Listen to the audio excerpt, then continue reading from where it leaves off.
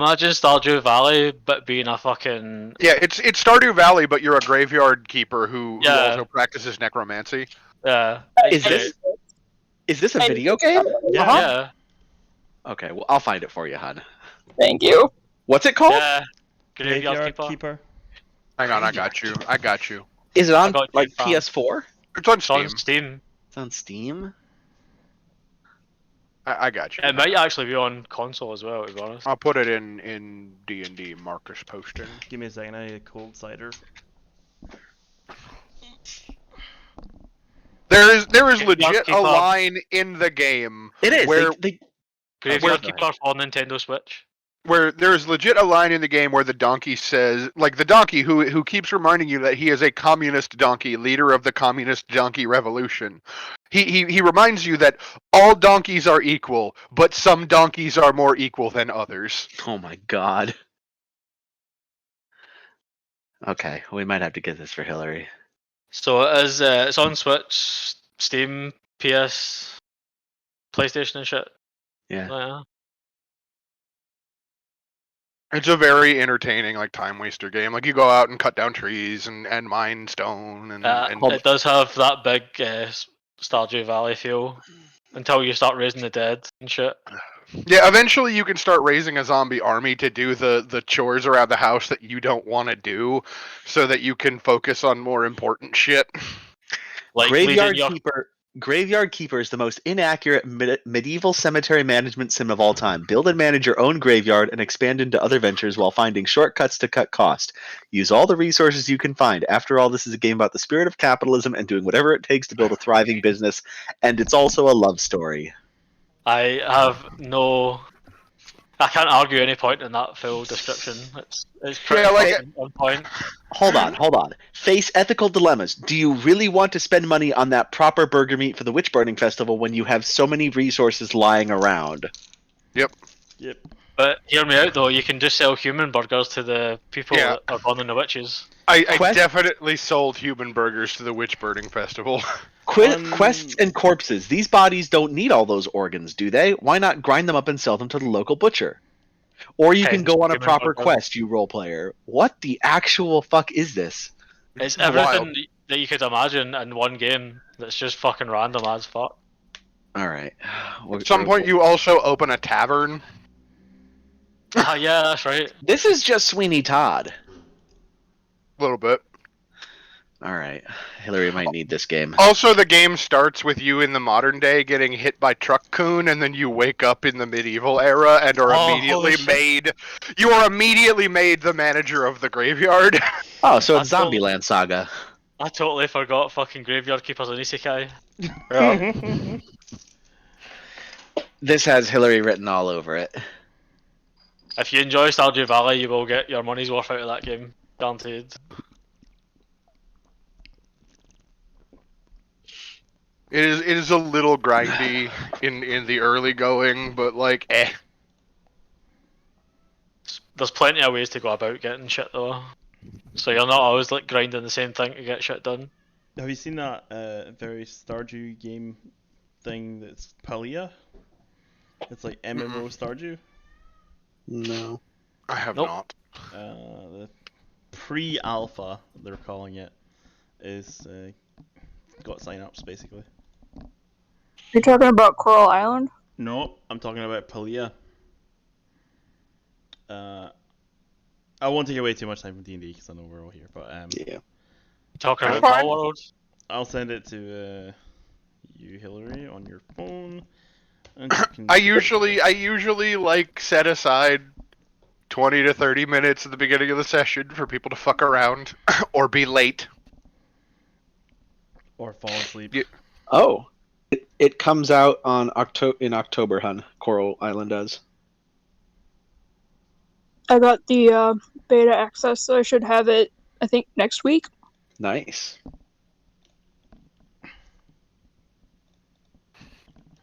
But no, I'm a big fan of the Graveyard Keeper, even though I haven't beaten it. It's a very long game. It requires like a lot of time investment. I guess like Stardew technically does too. I don't know. I've never played Stardew Valley for more than like 4 in-game days before I get bored. feel that Graveyard Keeper feels longer because when we started playing it, it had like all the DLC and shit tacked on. That's true. Yeah.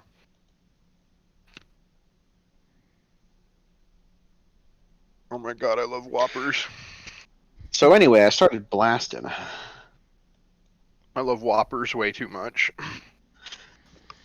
Or I guess for the UKers over there, they're Maltesers basically. I was going to say, you say Whoppers, and I immediately think like Burger King Yeah, burgers. essentially. Yeah. No, like the Whoppers are basically like Maltesers. Like they're malted milk balls covered in chocolate. Apparently, everything I love is killing me, so I have to stop. Big vibes. Like understood completely.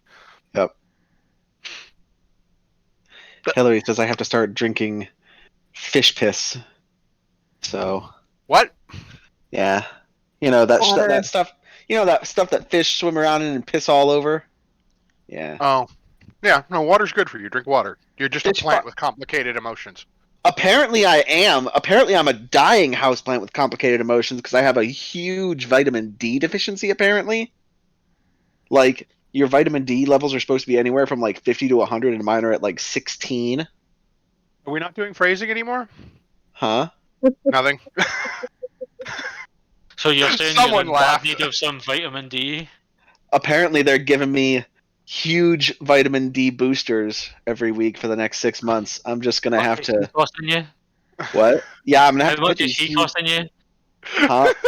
What I have 50,000. taken from this conversation is that Amaya needs the D. I need the D. As much D as you can give me. Right, take right. it. I was like, that was where I was like, are we not doing phrasing anymore? Yes, I got you. Listen, come to my house, give me the D. I'll take it like a man, okay? You could just go out in the sun. That is also a way to get vitamin D. Well, that's the thing. Is Just that make I sure actually, you got your mankini and twerk for the people walking by. I Get actually- somebody to come up. do Very spend a lot of the time in the sun. Like I spend enough time in the sun to get like a legitimate tan. You know? Fair enough. Milk. So maybe vitamin you're just D, having issues fortified absorbing milk. it. Also, fuck milk. Milk. Okay, Edward Ulrich. I like milk. Milk is good. Milk. But yeah, last digression. That game I was playing earlier, Days Gone or whatever, I was thinking about it, and they go out of their way to like one point out that the zombies can't swim, right? They also go out of their way to point out that the main character can't swim, so that like you won't just like dive into a lake and float there until the zombies get bored and go away. I feel like if you had the information that zombies couldn't swim, you would fucking teach yourself how to swim pretty quick. Right. Well, here's my other problem with it too, right? The main character is like a member of like a biker gang or whatever, and is like an outdoor survivalist. But also, he was part of like the U.S. 10th Mountain. There is no way He that a doesn't know member how of to the swim. 10th Mountain doesn't know how to fucking swim. Listen, As that's a- all a dream, and you're just in the Animus, okay? No, that's Assassin's Creed. Having been Exactly. in the 10th mountain, I can guarantee you that they teach you how to swim in the Alright. 10th mountain. I thought you were gonna say having been in the Animus. I was like, Yeah. Yeah, but it's just like he either doesn't know how to swim or he's like afraid of swimming because of PTSD. But whatever the fucking reason is, it's just like if you get more than like waist deep in the water, your health just starts draining until you either get out of the water or you die. The reason is they didn't want to fucking animate you swimming in the game. But that's the thing. They've shown other characters in the game swimming with like full complete swimming animations. Like They just didn't want to have to give you the controls to like actually jump in water and do that. it's just a gameplay consideration to keep you from using the lakes up there in Oregon as a means to avoid fighting the giant hordes of zombies I was showing you guys earlier. Yeah. It's just like, I mean, let's be honest, if you were smart, you would just have like a fucking robot or something. Well, yeah, I mean that's the reason that one camp that I was hanging around in is like built on an island in the middle of a lake, right? Like, The zombies can't just walk right up to it. They have to cross the bridge, which funnels them into like a kill zone where they just mow them the down kill with zone. machine guns. Yeah. Yeah. So Fucking anyway, in D&D fucking- world, Infilating fire. I just described Vert's character, really. Yeah. He is the kill replace zombie zone. hordes with just rat hordes, Yeah. and that's his character in like 5 or 6 levels. Yeah. Mwah! Consuming all of the corpses. I'm gonna have so much fun with this fucking rats, man. I'll tell you I'm what. gonna have such a bad time with these fucking rats, man. Like, Hope you like being carried around by rats. no, first I get swarmed off the fucking necromancer chick with her bone rats, and then I've got fucking deal with Vert and he's like rat swarms and shit. Like, it's Oh, not a that's good right. time I for forgot that war. we discovered the Swarm Keeper would be great for Vert after Bosling Ba already Yeah. got mauled Yeah. by a crazy necromancer woman with a swarm of skeletal rats that were hiding in her dress. Oh, I remember vividly. It was horrible. I mean, I avenged you. Yeah. You also avenged Thanks for that. yourself. Hunter, you Almost saying- at the cost of my own life. Hunter, are you saying something? You're all lit up.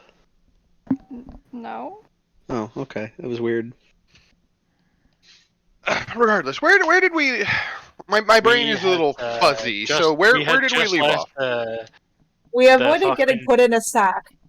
We Right. had just left the Duke's house and we were going to go and check his warehouse, is the last I remember. Yes. Right. You We told also the made Duke. the Duke faint. I told him Yeah. it was ribbons after him, and he fucking straight up passed the fuck out. He fainted dead away. And that it definitely wasn't me. It definitely wasn't you. The important thing is he sent the letter before he passed out, so Right. hopefully they've not cleared that fucking like warehouse. Yeah, out. I mean, here's the thing, right? Like, if you kill him, Amaya, how will you get more bells from him? Yeah, exactly. Come on, I'm not an idiot. There's no guarantee that he just has bells laying around. Mm-hmm. I mean, the place we're going is where he keeps all his fucking fanfare for his like parties and stuff. I'm pretty sure we'll be able to find a bell or two in there. all his faff and his nonsense. Listen, I am a connoisseur, okay? I don't want just any regular bell laying around in a warehouse, all right? I want special bells. I want bells that have significant emotional meaning to my targets, okay? Connoisseur. Fancy bitch. Fair enough. Yeah. Connoisseur du bell. Yes, I want me taking this bell to cause irreparable emotional harm to these people, okay? I mean, 10 gold and maybe a couple of days. If one of these nobles has a bell made by like their kid, I want it. Like a fucking macaroni bell. Mm-hmm. I Made in, want like, that macaroni Mexico. bell. Oh man, I'm so for helping you get that. That sounds hilarious. But anyway, all I'm hearing here is just like, yes, we're fully establishing that Vert is a bad person. Yes. How is it taking people this long to realize this? it's not. It's been pretty fucking obvious. It technically hasn't. It's just like now I fully. It has crystallized in my brain, shall we say. That's a weird magic item. Okay. Anyway. So you were heading back down towards the dock ward. So that you could go investigate the warehouse. in which one God, what's his name? Portia. Yeah, no, I was trying to think of what his first name was. It's really Dillard. That's right. He has a very dumb first name. The warehouse in which Duke Dillard stores his various and sundry like party supplies and the like. Let me roll some. This is going to become how much can I derail my own game by rolling random encounters. I love it already. 1d2. Heads or tails, boys? Fucked or not. Joke's on us, it lands on the side. See, instead of flipping a coin, we can just flip a rat, and whichever way it lands, either heads facing you or If it's tails head, facing you. if it's head faces north or if it's tail faces north. Mm-hmm. Flip that That's rat. horrifying. I hate it already. Hold on, I got this. They are some fucking broad rolls right there, man. What the fuck is this? Hmm. Sure, rat babies. Enjoy. Hold on, I have to know what this is. I have to roll this.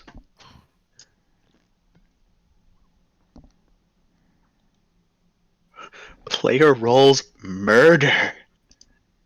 Oh yeah, there's a thing in which you can build a collective backstory for the party by rolling on a bunch of like random tables. I opted not to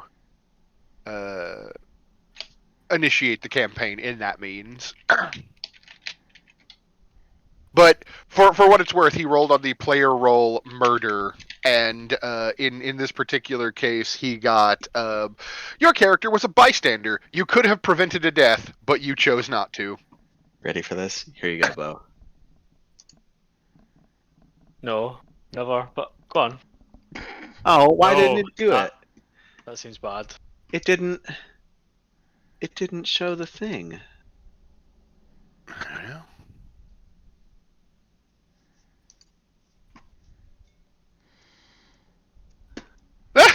Okay, that's funny. So yeah, you I was just reading this random encounter table. This is not the one that I rolled, but this is specifically for Hillary right here. The entry is the city's sketchiest tea enthusiast invites the party into Joplin's for a free cup of the cafe's special blend.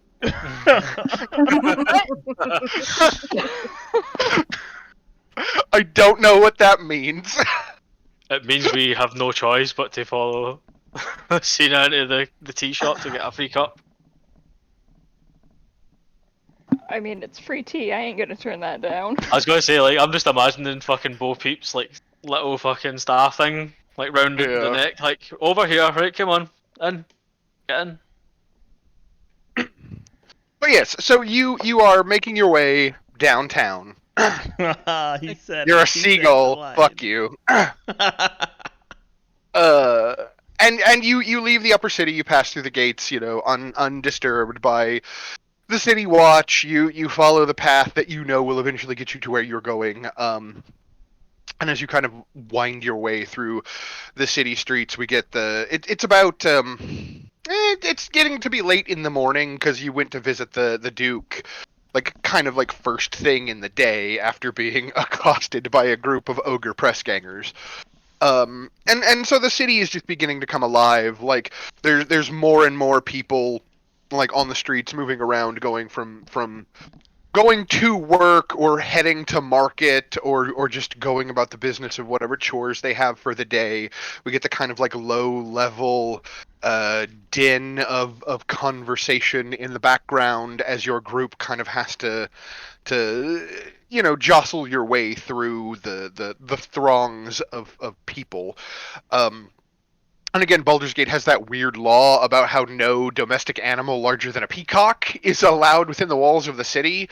So there's no, like, wagons or carts or anything that would make life easier for the people of the city that's not, like, a rickshaw, like, powered by, foot power or the like, right? So it's the streets are a lot narrower here, and the press is a lot closer. And as you're kind of making your way to your destination, a small group of like 5 Kenku come like running around a corner, and they're all just like flapping their disgusting bird arms that they have instead of wings, and it's just all like feathers and squawking. And keep in mind, Kenku are small, so they're about the same size, maybe a little bigger than Bossing Ba. Like bird beaks, feathers, just like I don't know, like pigeon noises, and like they're all just like tumbling towards you like an avalanche of black feathers. What do you do? I do some fucking hardcore parkour, and like fucking spin around and get the fuck out of the way. All right. Yeah, give me like an acrobatics check. Roll that one. Aw. Yeah, okay, so you manage to like jump up on top of like a crate or a barrel or something and kind of get out of the way as these Kenku just like basically do like a Three Stooges like fall, just like thump thump thump thump, like in front of the party, just kind of like as a collective group. It's And- shoot and down just- the stairs and just like jump up on one as they fall down, and then like jump on a barrel behind them or some shit. Like, Yeah.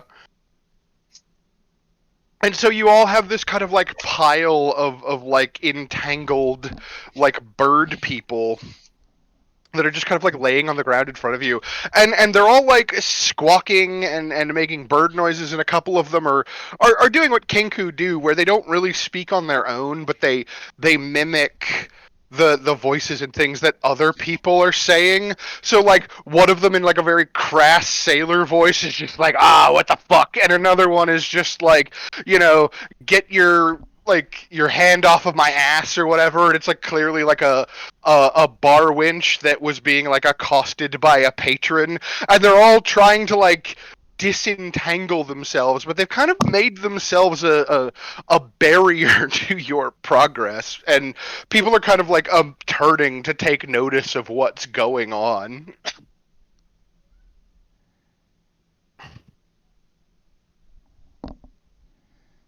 Surprised anymore. This is a weird city.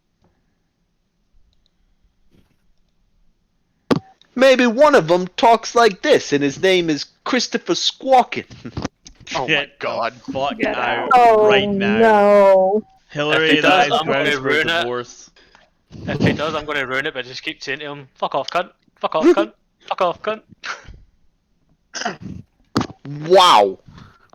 Wow. Wow. No, yeah, one of them definitely like stands up and just kind of looks at the party and is like, wow.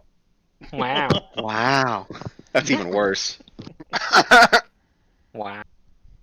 But yeah, I mean, are you just kind of gonna let them make asses of themselves? Are you gonna help them? Are you gonna try to move around them? They've kind of made themselves a. Can I have a look and see if they've like stole it off any of us? I mean, Looks like we'll be eating well tonight. Right?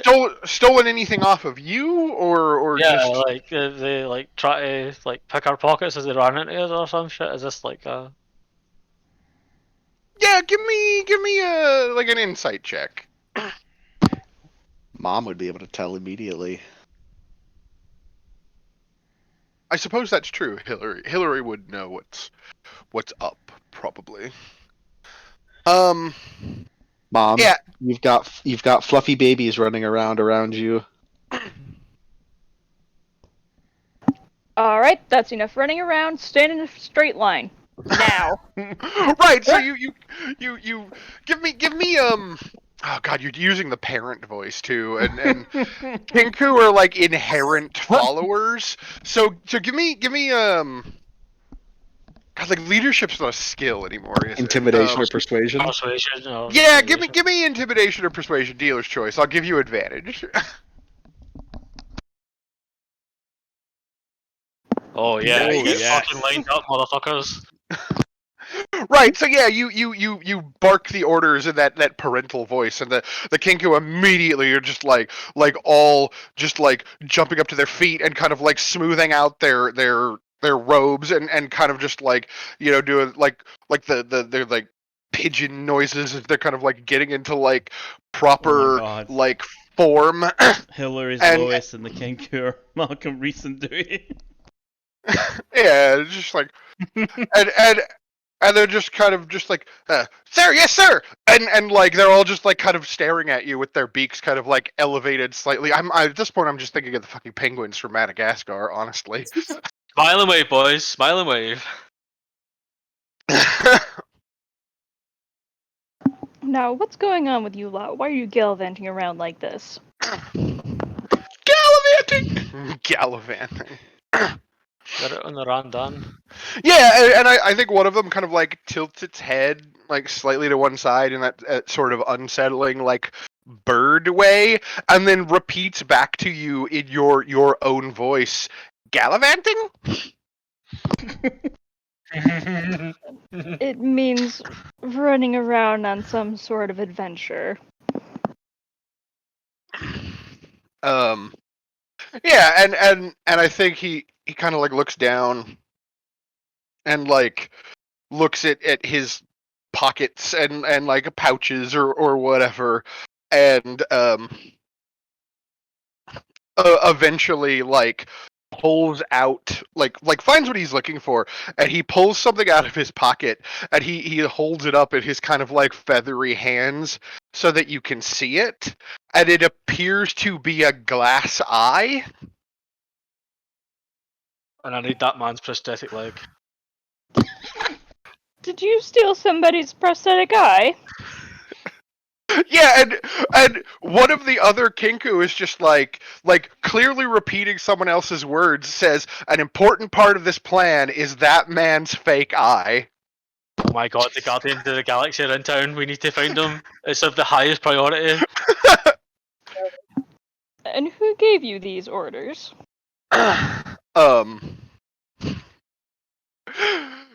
Like they just kind of like shrug. You should really tell me what's going on right now. Yeah, so while you're kind of like giving them I'm imagining you've got like your hands on your hips or whatever, and you're kind of like wagging your finger at them to really complete that Norman Rockwell kind of like image. From over their shoulder in the distance, around the corner that they came around, you hear somebody just barking like, "Ah, I think they went that way. Come on, help me get my eye back." And like the Kinku like their feathers like visibly fluff up when they hear that, and they start like nervously looking at each other, and then like looking at you, and the one that's holding the eye just kind of like very like intently tries to like force the eye into your hands. Are we gonna help these? Yeah, I'll take the eye from the Kenku and tell them to get behind me. I'll stand. Are they coming like down an alleyway or something? Protect the babies. Yeah, they're coming down like a cross street, right? Like I'll you're like kind jump of across to like the opposite way that we are right now, and like start shouting like, "Oh, little bird bastards, get back here!" Like try like as if they like ran past me away down the opposite way that obviously you try to lead them off a different direction. Yeah. Okay. Yeah, give me a deception check. Is anybody gonna help Baw try to like fool these pursuers, or? I mean, I was gonna go to him and give him the eye back. Oh, where's the fun in that though? Sayani's not helping, she does not lie. That's fair. Okay. Straight roll. Fuck me, right? Oh, there we go. Oh, Fuck him, hell.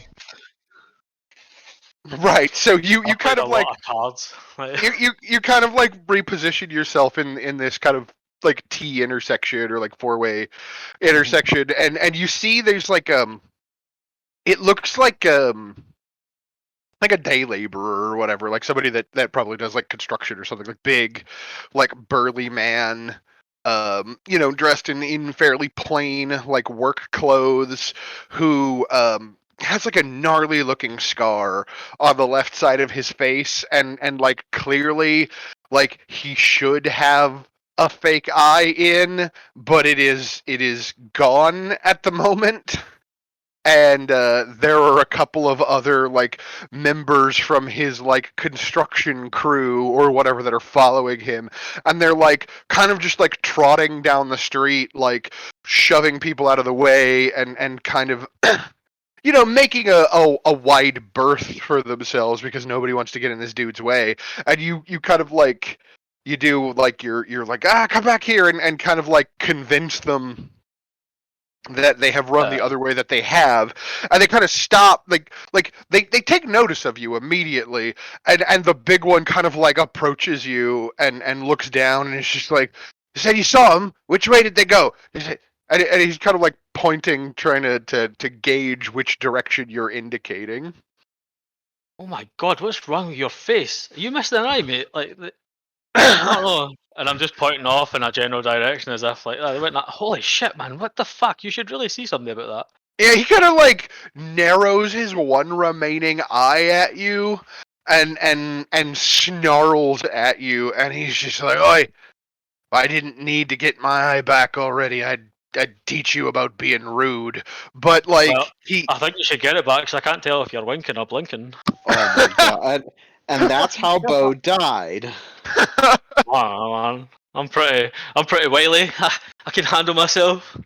Oh my god. Yeah.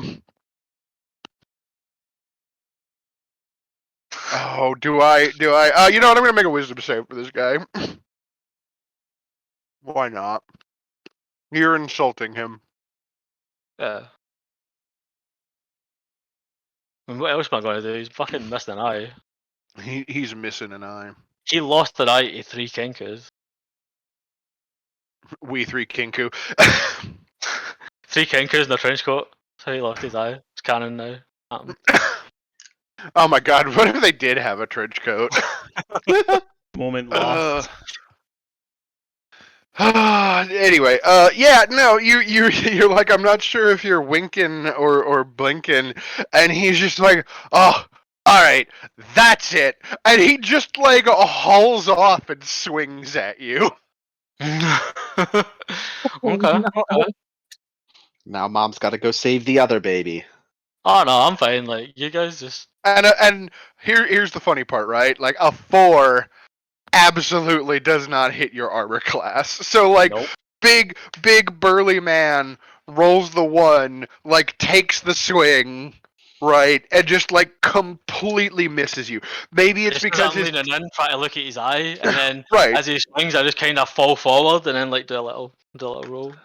you got to do the Well, drunken master stagger. Yeah. Or the fact that, you're standing on the side that's missing an eye and he can't quite see. Oh, yeah. Right. His depth perception is fucked up, and you're pretty short, and you're a little too wily, and you kind of like just stagger, sway out of the way, and he just like overshoots completely, and he's just like, get back here, you little shit! You know better than those filthy birds. And I'll just like fuck off in the direction I was pointing and try to get around a corner and hide. How fast is your movement speed? 35, and I can dash for 70 movement in one. Yeah, you can One get up round. to 70. Yeah, okay. So I could even get up. Like, I could probably spend a key point and do dash twice in one round. So yeah, you just take off running then. Yeah, I was like, away the direction I pointed. I was like, "Hey, fuck you!" and then disappear into the crowd and like try to get around a corner. Yeah, give me a stealth check. Okay, yeah. So Okay. you all watch this, right? As this big burly man like tries to take a swing at Bo Sing Ball, like his friends are kind of like moving in, like they're gonna try to help, and then your halfling just boo, like off down the street at like the fastest Mach 3. you have probably like, ever seen. Trip over my this... feet and then just start rolling even faster than even when I was on my feet. Like, right. And then you just like disappear to the crowd or like down an alley or something, and you're just like fucking gone. And these circle back round to get back to everyone. If you know what I mean. Yeah, the 3 guys kind of like stop near where like they thought you disappeared, and we get that shot of them just like looking around, and he's just like, God fucking damn it, and then they just like take off running in completely the wrong direction, while you are able to circle back to the rest of the party. And meanwhile, having watched all of this, one of the Kinku who is standing behind Lucina just lets out like a sigh of relief, and then it's just like, safety. No safety. Dinner. You're not eating them, Bo. I'm not. Verta's though. Vert isn't eating them either. They do look rather tasty. I imagine that standing behind them, Vert's got those little like paper things that you put on the ends of like drumsticks, and is trying to Mhm. like I'm just figure out. imagining every little pocket he's got and his like clothes. It's just a rat head peeking out, going, mmm, tasty. That's so creepy. It is. Vert is the real MVP now for creepiest character in the party. You're welcome. So proud, yeah. I love it, but yeah. So like the Kinku are just like safety, and then like they kind of start doing that thing where they're trying to like inch away, and like one of them just kind of like waves at you and is like, thank you, just like repeating in the exact same perfect tone of like someone who would be talking to someone that's leaving their shop. Like your brain wants to fill in like the come again part after it. I say. Are we just letting them go, or are we like, Not. You're not going anywhere yet. right, I'll cut off our escape route. Yeah, and so like the one that is clearly the leader just comes up short and is just like, ah. Now tell me why you had to steal this eyeball. How would he put this? Like the trouble with Kinku is always trying to think of exactly what it is that they're mimicking, because they can't actually like talk, right? And yeah, I think he just comes out with like a very gruff sounding voice that just says, you do the jobs that you're paid for. Well, can you take me to the person that hired you for this? Yeah, and again, it's another like gruff sounding like thug voice that's just like, just remember, kid, snitches get stitches. Got that Oh, point. no. He's the one who's going to be needing stitches as, like, flames of pure rage pop up behind Lucina. Oh shit. So Yeah. I'll walk up to the Kenku and just whisper to what I assume is his ear, you don't want to get mom mad. That's a soundbite.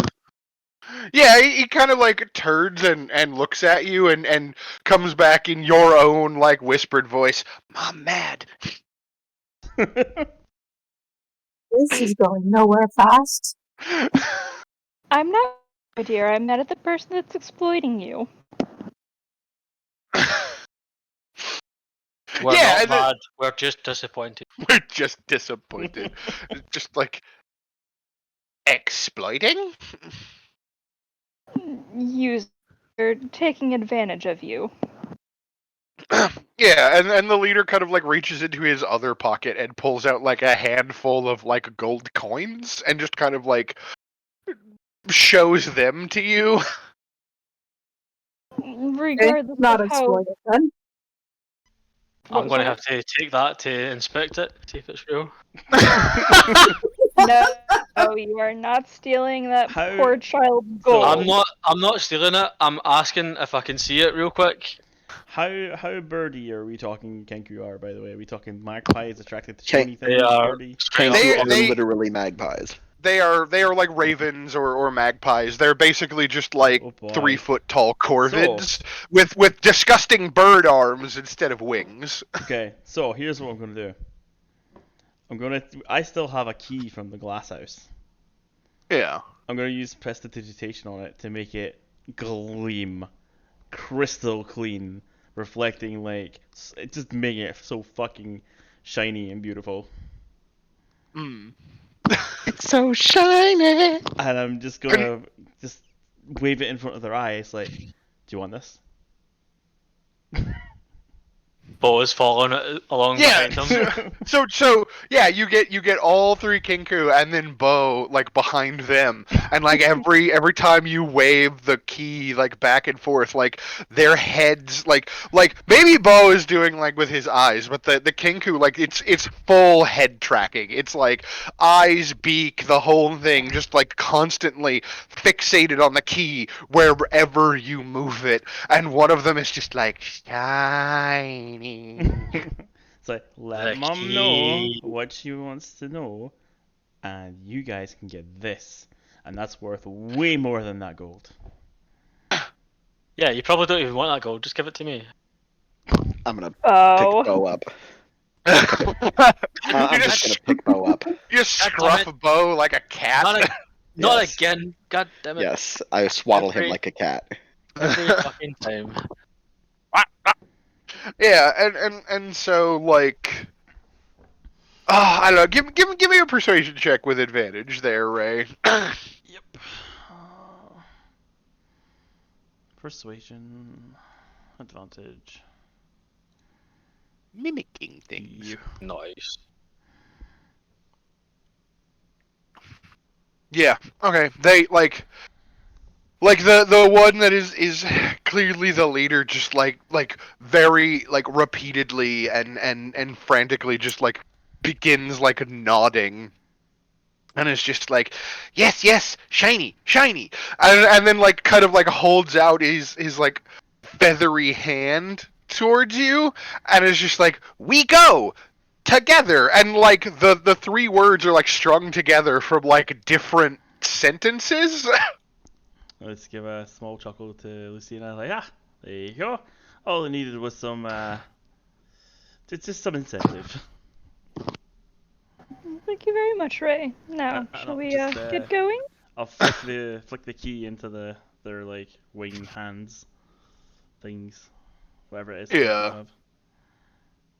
Yeah, no, like I will put this image in Discord just so that we are completely clear. Like when I jokingly refer to them as having disgusting bird arms. Yep, that's a disgusting bird arm, alright. Okay, but they're still kind of cute, and I want to protect them. Sure, and these are clearly Hillary has definitely picked up on it. These are more like children Kinku than like adult like thug Kinku. They And- are and- really, really cute and really young. We need to teach them about the importance of gold and how to spend it. I think I should be in charge of that. I will switch from swaddling Bo to enveloping him in rats. Can I try to escape for this grasp?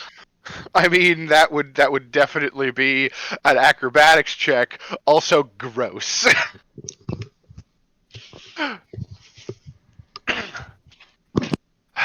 All right. How sternly, I guess, are you trying to hold on to Master Baw with your hands and or rats? He's being a menace as sternly as possible. All right, give me an athletics check. We'll see whose check is higher here. His. Probably, but you never know. Okay, yeah. So the rats begin to kind of like come out to swarm over you, and you are able to wriggle free before that becomes even more disgusting. And thankfully, I don't have to describe it. I just keep about 10 foot distance between me and Vert at all times now. Squeaking, Like, squeaker, just squeak. off to the side. Sorry, I just keep about 10 foot distance between me and Vert at all times now. Like, Oh just yeah, off to the no, side. no. I was Stay away from that motherfucker. Like, not again. just doing the The rats, fucking yeah. the crunk Emperor's New School or Emperor's New Groove, like squeaking, squeaker, squeak, squeaking. Mr. Baw, I think Lucina has this particular situation under control. Perhaps. I'm out of it now. I'm like 10 foot away from everyone. Basically, just try to stay out of the fucking reach of you. Perhaps we should let her handle this. Don't want to be enveloped by rats. Yes. Not again. Yeah, so the Kenku, for their part, like having received the very shiny key, like happily begin to like lead you through the streets, kind of like a bobbing and sort of like they're all kind of like running like huddled together where they're all kind of trying to like look at the key and like get their hands on the key at the same time. They're kind of like fighting over it and they're not entirely paying attention to where they're going. Like I'm sure you've probably seen in like movies or perhaps in reality what it looks like when three little boys have a toy that they all want to play with at the same time and they're all fighting over it while they're trying to run outside and play with it. But they're doing their best to simultaneously like lead you through the streets and eventually you find yourself in front of like a small shop like on a street corner that is like it's painted in very bright colors, like lots of reds and yellows and oranges and like jade like detailing and like above the door written in a language that like I'm pretty sure none of you can read. Is like the name of the institution, and then like there is like another sign that has kind of been like appended to the outside of the building that just like in hastily scribbled common has been painted like the words tea house. And the Kinku kind of just like turn to you, Lucina, and they motion like at the building. Just kind of like broadly. So this is where the person that hired you is? Yeah, and the leader kind of like nods, and this time when he opens his mouth, he speaks in the voice of what sounds like kind of an old, like well-educated gentleman that says something along the lines of, "I just need you to make his life difficult." Well, you've certainly accomplished that.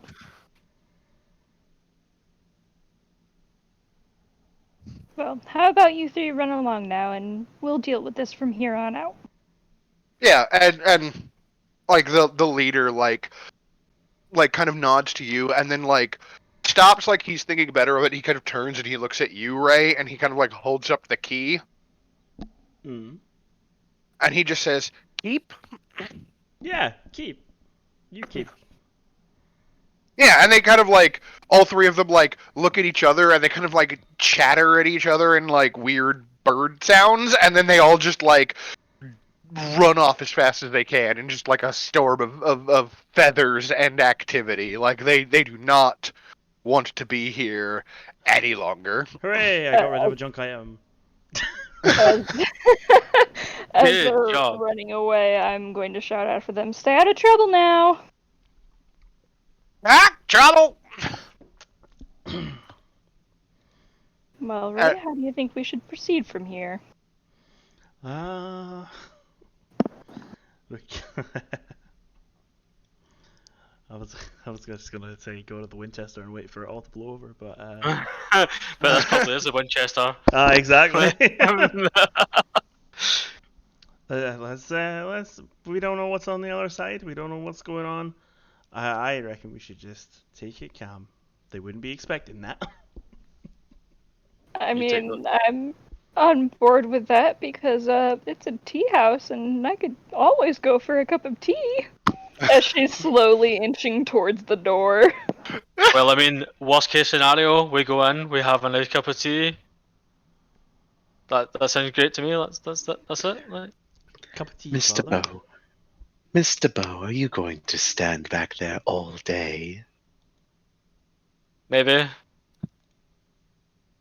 Are you going to have rats on you for the rest of our acquaintance?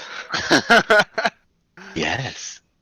Well, that's going to take some fucking time. Let me tell you, I've had some bad experiences in the past couple of weeks. Not been great. You know, Mr. Bow, I'm not sure if this would help you, but If I can hit you with a bullet, I can hit you with my rats. I mean, go for it. No, my point is, you don't have to stand 10 feet away because you're gonna get ratted no matter what. The rats. Oh. He has My- long range my homing logic- rats. My logic behind it is that I'm out of your arm's length and I feel safer. Oh, okay. So like maybe I'm not sitting away from the group. Maybe I'm just standing like the opposite side of the group wherever you are. There And you just go. keeping like that 10-foot distance like- at all times. Like, if you know what I mean. You've always Like, got not- Ray between you and Verk Yeah. if you can help it. Yeah. Ray and maybe like plus 1 or 2 more people in between. Oh, as much as I can. Yeah. I fucking hate rats. Like, So yeah, you're Lucida is like inching towards the door to the tea house, and Ray, you've proposed that you all play it calmly. It sounds like. Yeah. So, if there are no objections from the rest of the group, I think like it's good. Lucina, you probably proceed in first, and you push open the door, and we get the light kind of like tinkling of the bell above the door frame, and inside the interior of this space has a much more like I think it would be safe to say like the real word analog would be like a Far Eastern vibe, right? Like it's a little bit dark in here, and a lot of the light is being provided either by like candles or paper lanterns. There's this kind of like probably obviously like magical water feature in that's like creating that nice, very relaxing sound of like trickling water. And like there are plants in pots that are growing here that like most of you have probably never seen before because they're not native to Faerun, which is like turns out like that Faerun is actually the name of like the continent upon which the Sword Coast lies and not the whole like planet or whatever. But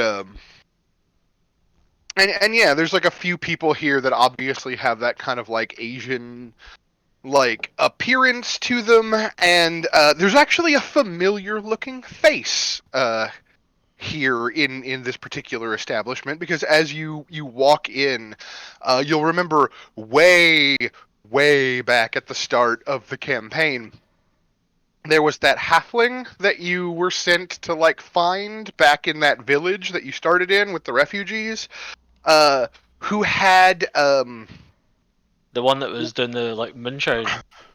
Where the fuck yeah, the was one it? that the moonshiner who also owned the old mill or whatever. Yeah. The one But that had she like the old ogre did that obviously no, shot in a previous life. she explicitly like had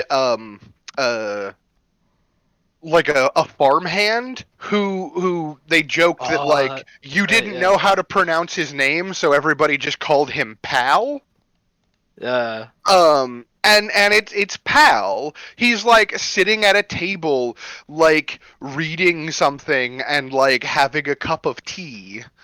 And when you walk in, like he hears the bell and he kind of just like glances up and he sees you, and then he looks back down at like the book that's in his hand, and then he like it dawns on him and he looks up again, and he kind of like stands up from his chair and he's just like, "Oh, I haven't seen you since we got to town," and he's like waving to all of you. I've never seen this man before in my life. Yes, you have. It's lovely to see you again. How have you been? And he kind of like sets his tea aside and he gets up from his chair and he walks over and like he kind of like extends his hands out towards you, Lucina, as he approaches, since you're the one who's like addressing him directly. And assuming like you don't object, he kind of like takes both of your hands and like squeezes them warmly, and he's just like, "Oh, we've been doing much better now that we've been allowed to come into the city." And he kind of like looks at all of you in turn, and he's like, my understanding is that I have you all to thank for that." Mostly him, and I point at the bard. I have no idea who you are. And he kind of like squints, and he's like, "You tried to sneak up on me when we were on the road. Like I remember you clearly." Do you understand how little that narrows it down? Yeah, he does it a lot. He kind of mutters something in a language you don't speak, and then he kind of leans forward to you, Lucina, and whispers, "Is he always this big of a dick?" Yep, pretty Uh, much. Pretty much. Pretty That dude much. just rolled a nat 20 on his insight. Very accurate. And he kind of just like laughs at your response, and he's just like, "Anyway, it's good to see you. What brings you to the tea shop?" Well, I personally love a good cup of tea, so I figured I'd come try this place. He's like, "Oh, yes, the tea here, quite good. Hang on a second." And he kind of like turns and like starts shuffling off towards the back, and he doesn't like get all the way into the back of the house, and he's just like, "Bo, hey, you got customers." And then he kind of comes back over, and he's like, "Come, have a seat. Let's catch up. It's been a couple of days. I heard someone said that you guys got involved in like a whole thing." Well, we've been involved in a lot of things since we've arrived here. Yeah, he kind of like finds you at a table, right? And he's just like, sit, and he's like pulling out chairs. Like it dawns on you that the way he's acting, like maybe he works here. That's good. And he's just like, so, I mean, what does that entail? I mean, come on, we traveled together for like more than a week. You can tell me, right? No, I was drunk for most of that.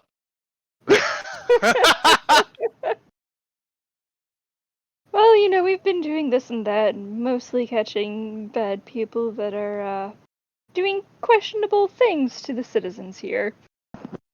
Ah, I understand. Doing hero things, yeah. In a nutshell, Agreed. yes. To investigate some of the goings on within Baldur's Gate in exchange for assistance with getting everyone situated.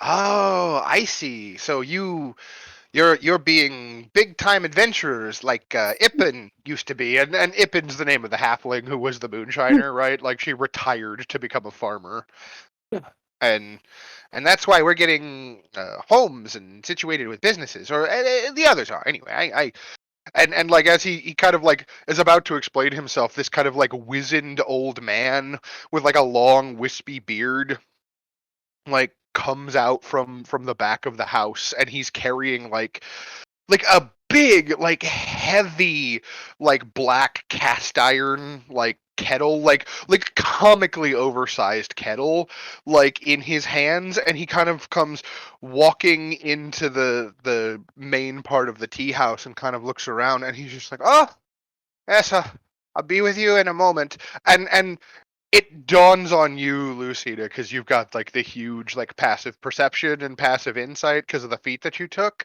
Like his voice sounds exactly like the voice of the young Kinku that said, you know, something along the lines of like just make their life difficult.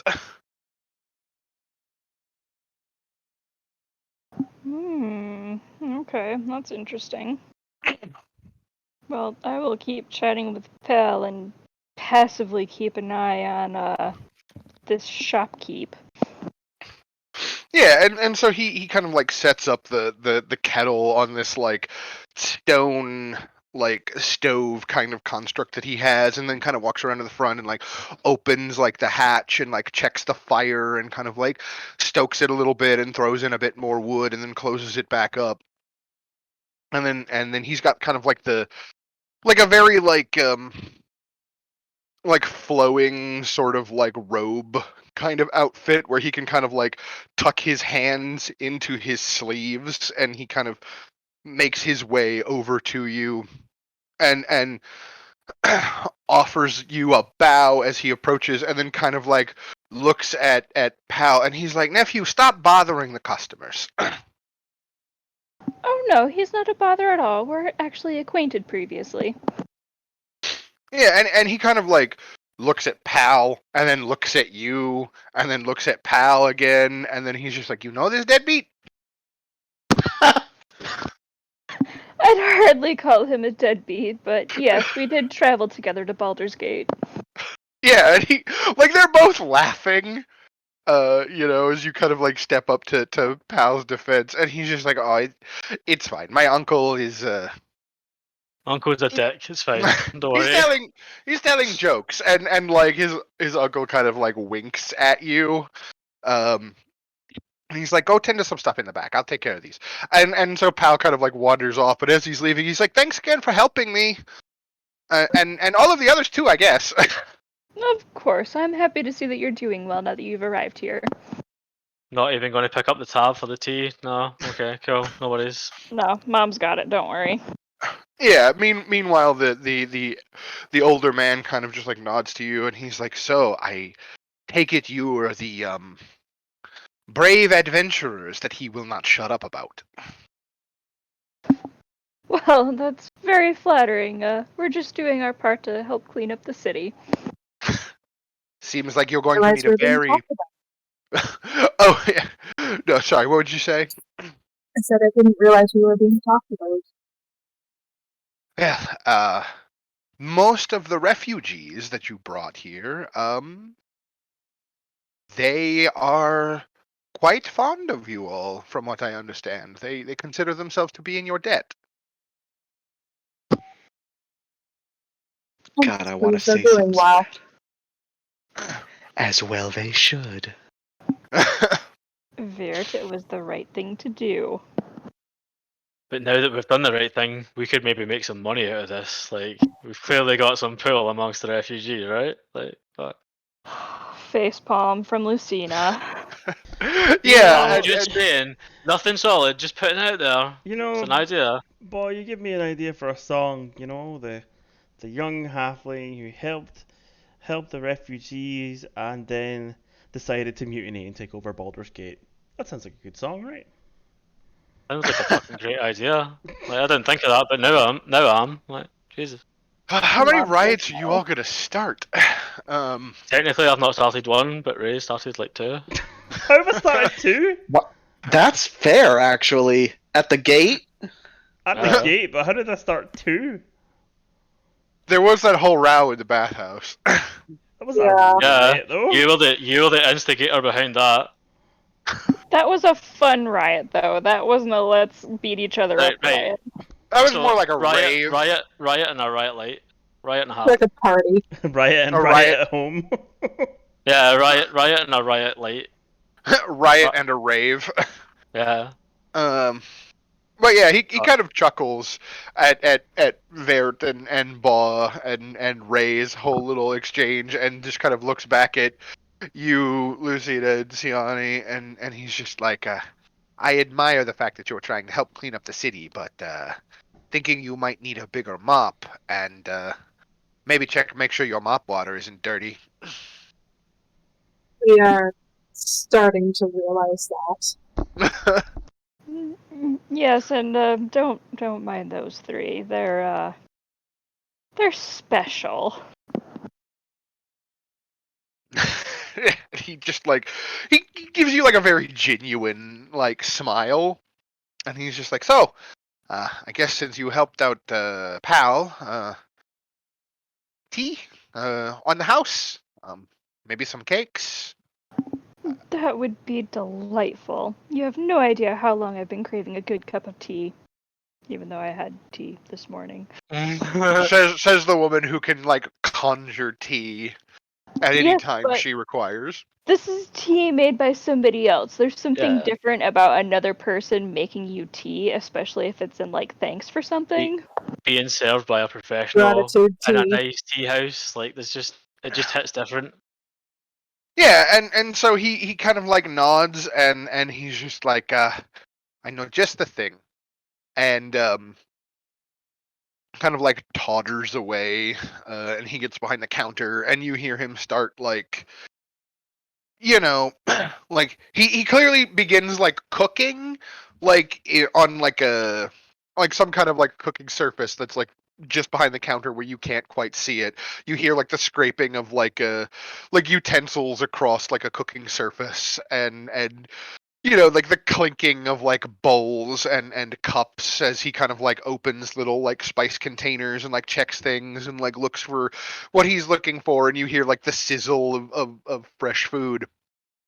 And like over the din of his cooking, he just kind of like, so you just stopping in for a cup in a new place or something bring you around?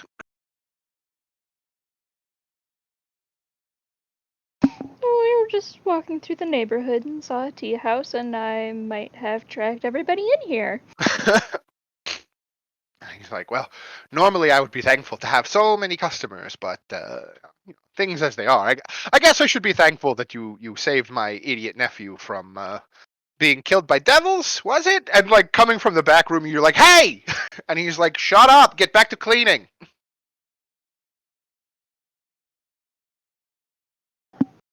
Do you not normally have many customers here? I have regulars. There's a few people from show that come through as well on the ships, but for the most part, business is not always the best. Why do you think that is? He probably doesn't have the eye for it. And Veert is getting kicked in the shin under the table. I choke on my tea as I'm taking a sip. Yeah, like the old man kind of like does that thing where like he's got one eye like squinted and the other eye is like kind of wide as he kind of like looks up over the counter at you, Vert, and then just like shakes his head slightly and looks back down. Like, Lucine, I think you realize that maybe he picked up on what Vert is implying, but he's choosing specifically to ignore it as he continues doing what he's doing. And he just shakes his head and he's just like, oh, there's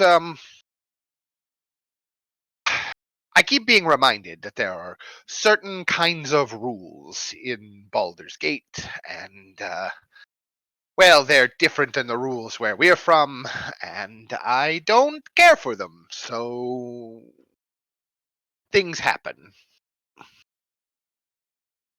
What kind of things?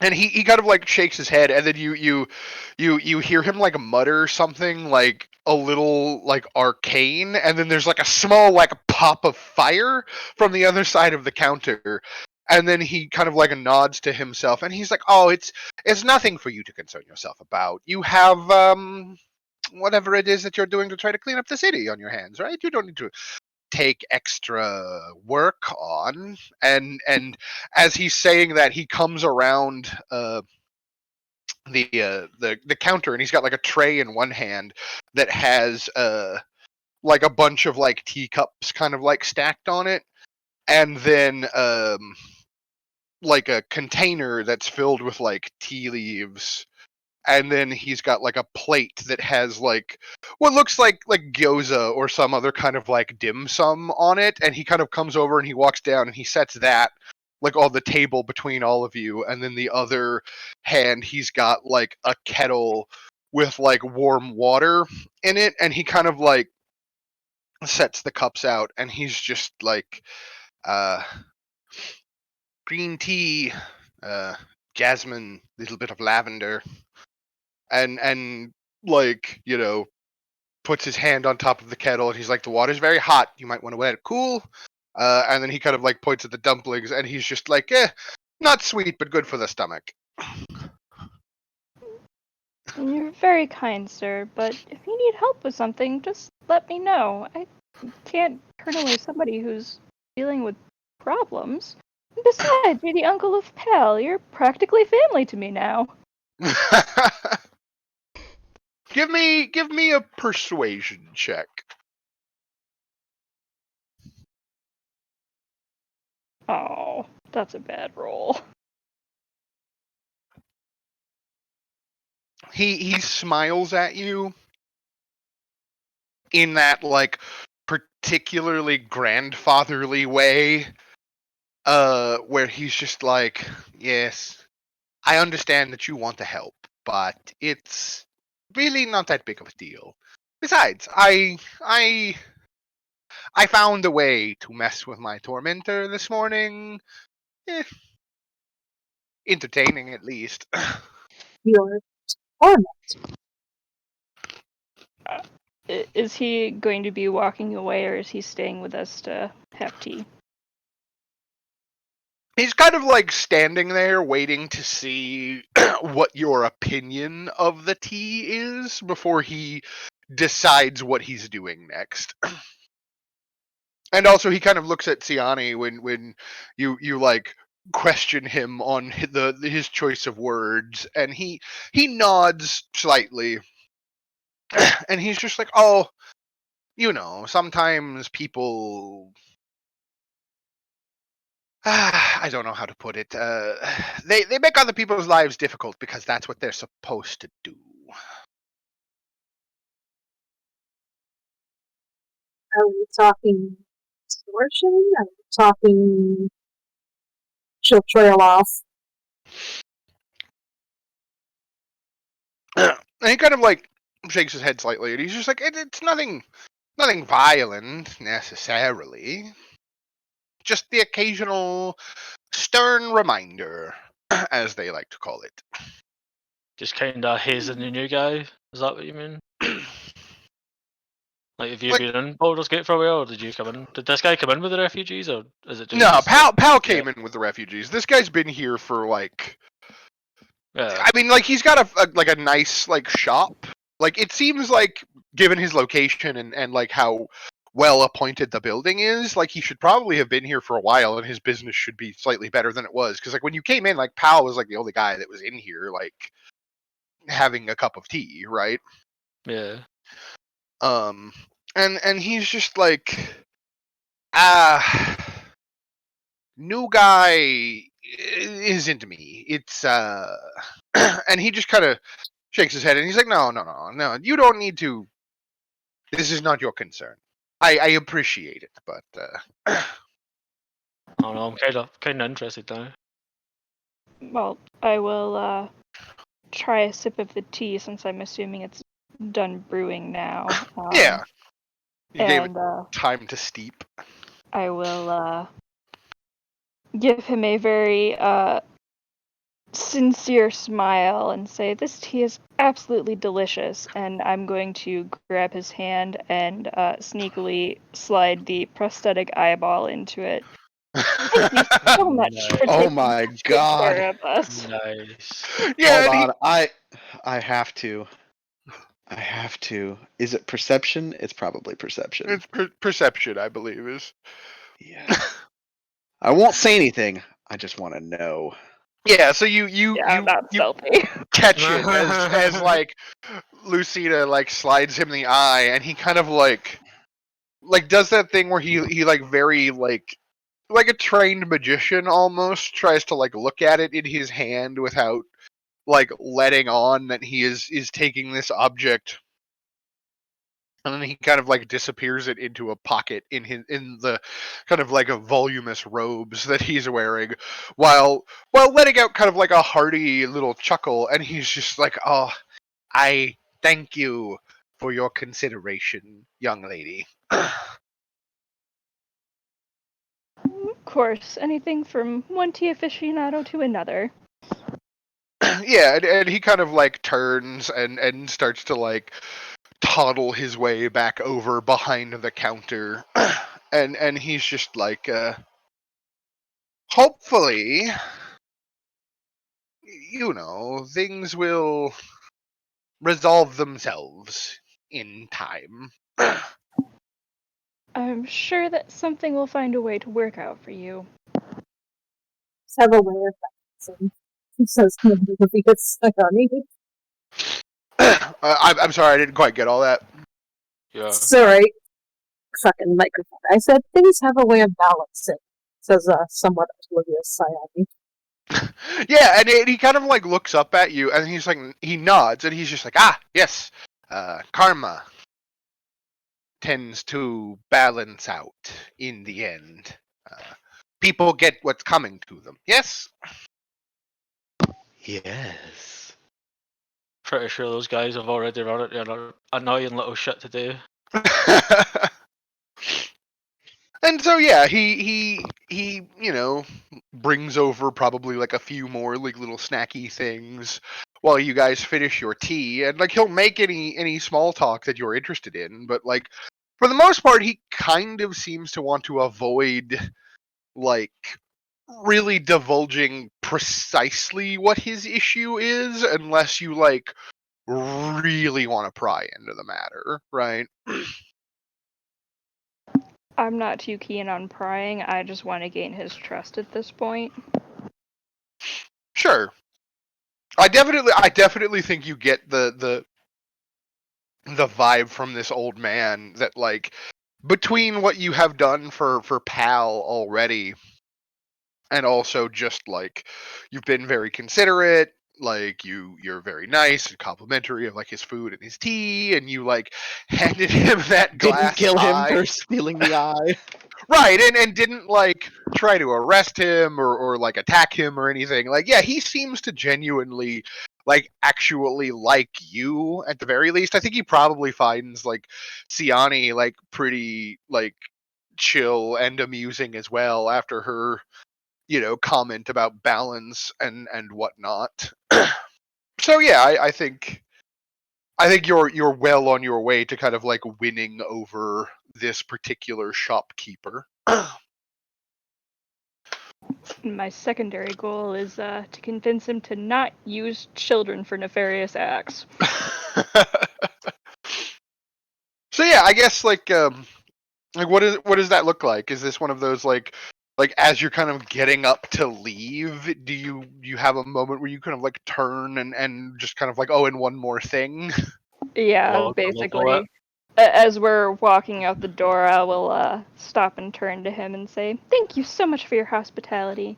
And a word of advice: in the future, maybe don't recruit children."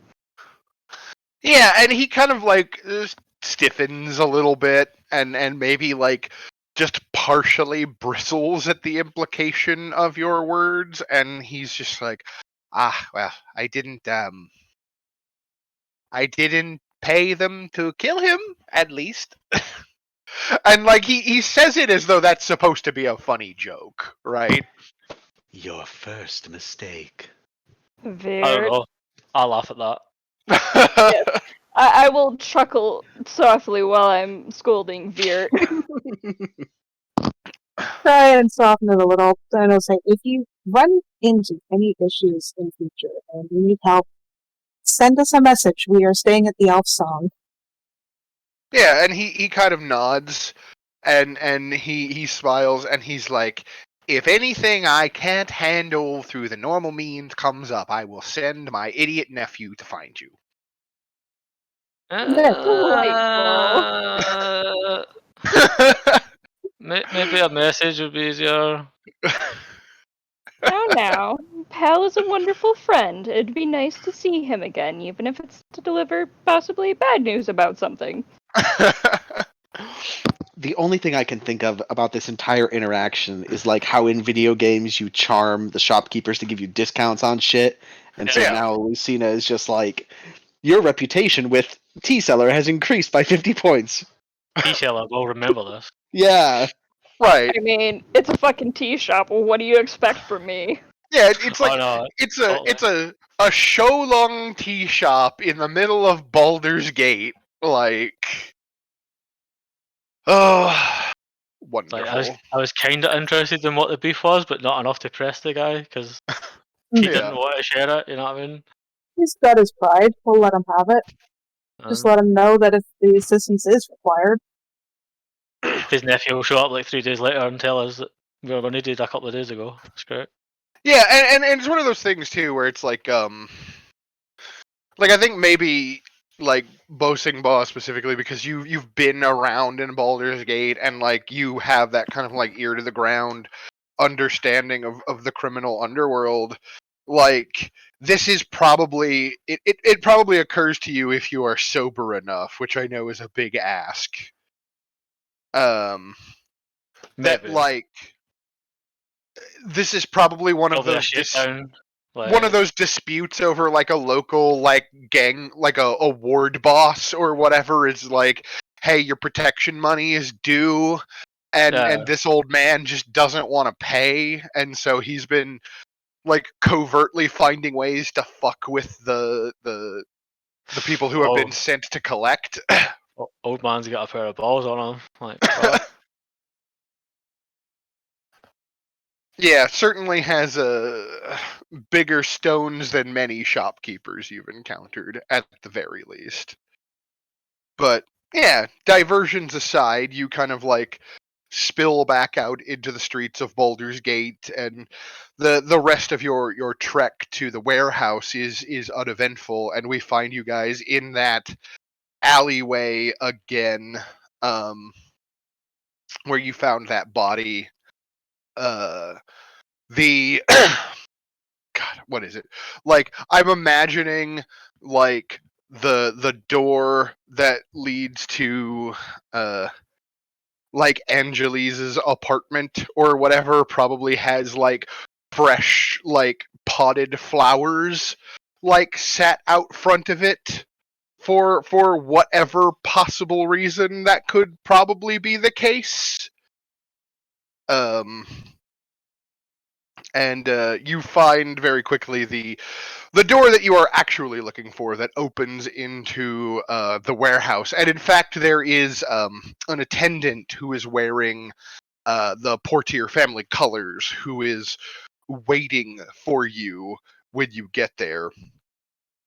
And seeing you approach the door directly, he kind of like widens his eyes and kind of like inclines his chin as he like looks at all of you, and he's just like, are you the inspectors that I was told to wait for? Oh God, I want to pull out my portiere bell and hold it up and say, "What do you think?" Just ring it in his face. Yes. Yeah, Just yeah, and picturing he's just Garrett trying to ring this in his face, but at the same time going, no, not now, rats, not now. Yeah, right. and he kind It of makes like more sense to pull up the medallion. To pull out the No, what? that's not the flaming fist. the flaming fist medallion. I think is Yeah, I'm sorry, Avisa. I don't know if it's something wrong with your microphone, but you're like really muffled. She has her AC on in the background, and she's having to use a voice Oh, gotcha. suppression thing. Yeah. Sorry, I'm normally fairly quiet spoken, so I have to remind myself to speak up. Okay. I just want to let you know because I don't know if you've been talking and maybe we just didn't hear you. I don't want you to be spoken over. Hey, yo, Hey. she's talking here. Hey, I'm talking here. talking here. Just slamming Did we her see- hand on the counter. Yeah. Did you see Discount Luigi walking down the street? Can we talk to him again? He was great.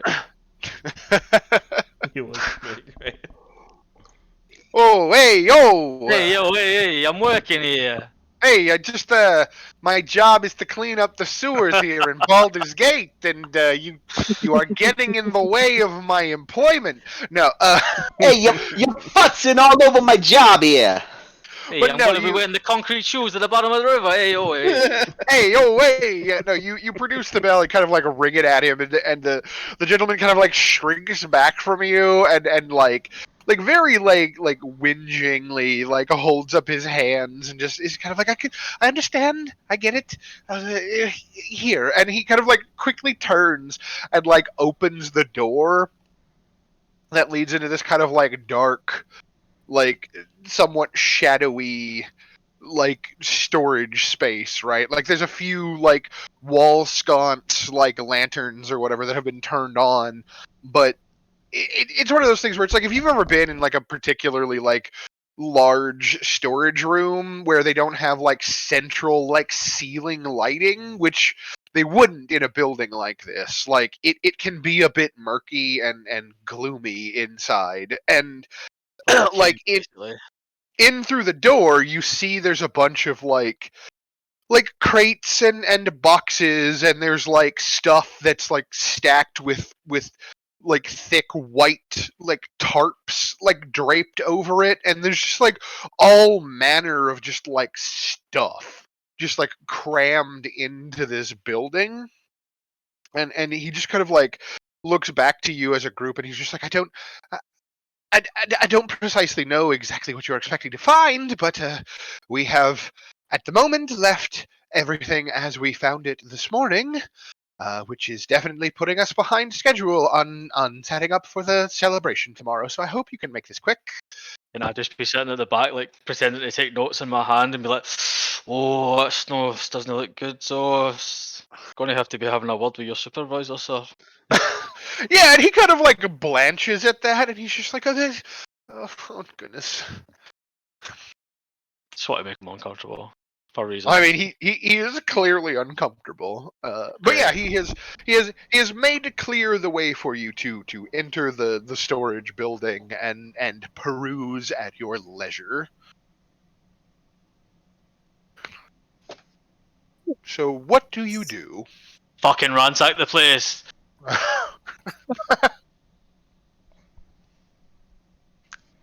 Like, great. I Guess didn't hear we're an heading objection. in. I didn't hear an objection. I'm going to ransack the place. So, Like, fucking opening boxes, ransacking, flipping shit out, looking for everything. So, but we are searching thoroughly. yeah, ransacking. Searching thoroughly. All right, so I just want my for rats to go scour everything. Oh god, I stopped then. I'd take a fucking step outside. Fucking rats. That's it. squeak. I Yeah, want just like I want 2 rats in every box. two rats. I don't know that you have that many rats, sir. There are I'll a lot of boxes. I'll take the Oh, boxes. don't tell him that he needs more rats. What was Ray saying? I was going to say, can I use detect magic to see if we can find anything? I was going to suggest that. It's a good shout. That is an excellent idea. 'Cause I have that spell, and I don't use it very often. And it's a great spell. You don't need to use a spell slot if you do it as a ritual. I think. Yeah, like you can spend 10 minutes like chanting and drawing like magic circles, or I guess as a bard, like I don't know, like playing the hand Strumming. drum or something. Strumming these fucking like lit or something. I guess so, yeah. Or whatever. Yeah, you so- got. It starts off with a slow song, and it slowly gets a bit stronger and a bit stronger, and eventually it hits the fucking peak melody, and obviously, I guess that causes it to activate. Yeah, so you play your little ditty, and you recite the appropriate like canticles of magic whatever, and yeah, you gain for the duration. You can sense the presence of magic within 30 feet of you. If you sense magic in this way, you can use your action to see a faint aura around any visible creature or object in the area that bears magic, and you learn the school of magic, if any. The spell can penetrate most barriers, but is blocked by 1 foot of stone, 1 inch of common metal, a thin sheet of lead, or 3 feet of wood or dirt. So you begin, you cast the spell, and you begin like walking around the warehouse. And like I said, there's like stacks of stuff just like here and there, like boxes, crates. I'm imagining there's like bunting and like banners and different kinds of like streamers and other kind of like colored decorations in like the Portier family colors, like standards that would bear like the Portier family insignia kind of like leaned in the corner. There are definitely like statues and other kinds of like very like self gratifying like decorations that can be wheeled in and out as necessary to set up wherever this guy wants to have like a party in his own honor, right? Like the contents of this building make it very clear that Duke Dillard is a very big fan of himself. Duke Dillard's a very big fan of Duke Dillard. Fuck, who knew? So what you're saying is these boxes are all full of mirrors. But I think as you're kind of wandering around, you find like a couple of and I'm drawing a blank on what the exact term for it is. I think maybe I'm thinking of like an amphora or something of the sort. But it's like a big like vase with like a pedestal base that you would put like flowers in, right? Like the kind of thing that you would set up like on stage as like an accent to put like greenery or flowers in or whatever to like dress a stage. And there's like 4 of them, and 2 of them specifically appear to like you get this distinct like magical resonance like off of them as you walk past them, Ray. So I'll point out to Siani that there's definitely something funny about one of these vases.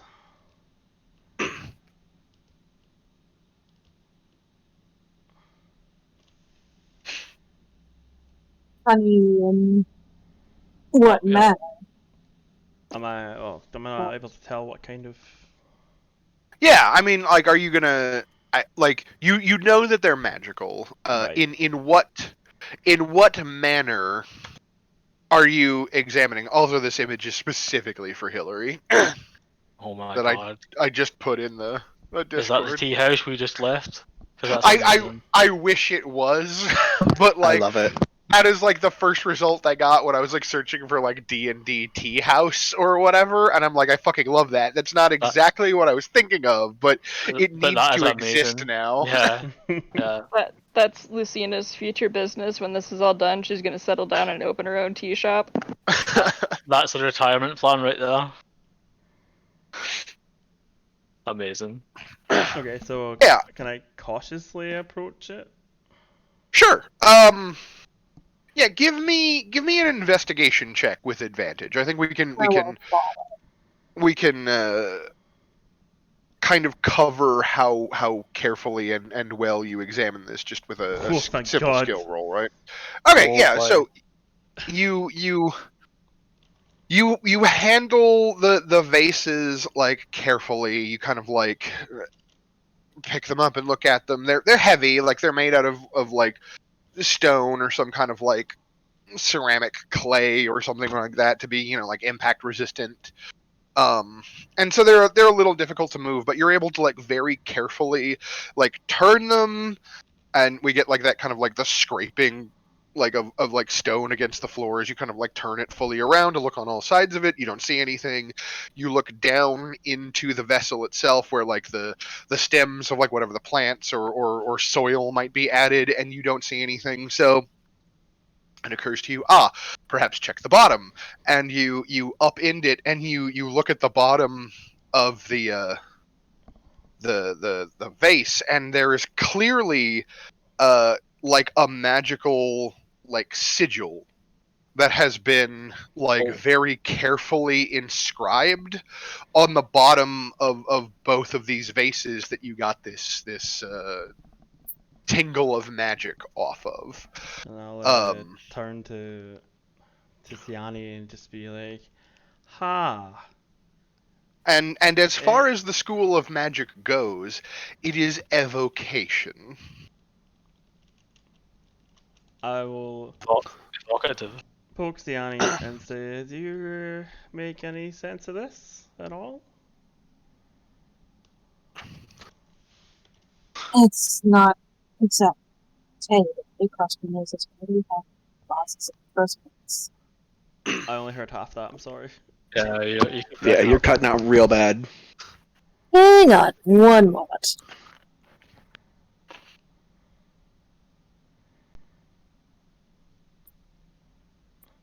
Okay, that should hopefully be better. It's a lot better.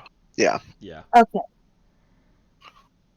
So, she's gonna say that's not exactly my forte, but magic clauses are a little bit strange in the first place. We don't know if it's a feature that the Duke had inscribed in these or if it's been added. We need to find out what that sigil means. From recent experience. I'll turn to her and I'll be honest, in our experience, it doesn't sound like it's a good thing. I'll pipe up from the back and go, from recent experience of like things like that, it's never good. And then like just. I mean, it stands within reason to suspect everything right now. I mean, Yeah, this so- place was tampered with. That's why we came to check it out. What are while they're examining these vases, like Vert, Lucina, are you guys like close at hand observing as well, or have you kind of like wandered off in a different direction under your own investigative like drive? I'm showing All these Lucina my things bell could and saying, I love this thing. Lid. It is a lovely bell, Varric. I'm so happy you were able to acquire it. You just wave it at people, and they do what you say. I think that might actually be the rats that are constantly swarming around you. Additionally, Lucina, I didn't think you had it in you. Bravo. What are you referring to? Nothing. Varric, come on. What did I do to make you so proud of me? I saw you give that man the eye. Normally, you would have returned it to its rightful owner. Yes, well, the rightful owner seemed like a dick, so, I like the peace owner more, and I want him to trust us. He sells good tea. I like this guy. Oh, I love it. Amazing. Is there like an upper deck to this place? No. So, the way I imagine this in my head is it is kind of like a long, Like an Like it- airport it- hangar? Storage. yeah, those yeah, storage like units you get. like an airport hangar, right? Like it's narrow and deep, and then like it's the bottom floor of the building, and it's designed for the stuff that's in here to be easily moved in and out, and then Mhm. anything that is above this is like apartments or other like bits of like housing that have been like built on top of it, right? In the way that like old European cities, it's usually like the ground floor is like a shop front or some other kind of like useful like industry space, and then everything above the ground floor is residential. Okay. And so can I just climb on top of like a giant stack of boxes then and just kind of Yeah, you just want to watch? gargoyle from on top of a Yeah. stack of boxes. Yeah.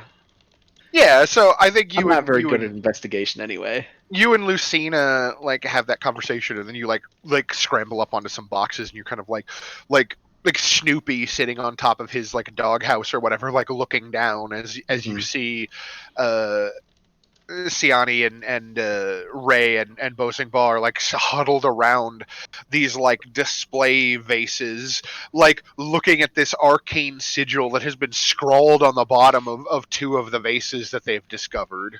Hmm. And I wouldn't know anything about sigils, right? I mean, I don't know. Do you? I don't know. Let's see. Where is it? Right there. Oh It god. appears to be some 13. kind of magic. I love that Um, running joke. With a 13, well, here's the thing. I think this is an important thing that maybe Vert would notice, because you are like an outdoorsman and a hunter, and like you're good at like noticing patterns and stuff, right? Like I feel like we have Mhm. established that. Mhm. There are 4 of these vases. They are identical in every form Mhm. and are intended to be put on, like, well, maybe Vert wouldn't catch up on the fact that they're intended to be put at the front end of a stage as like Mhm. set dressing, but like they are intended to be used as a set. Mhm. Only 2 of them have these sigils on them, right?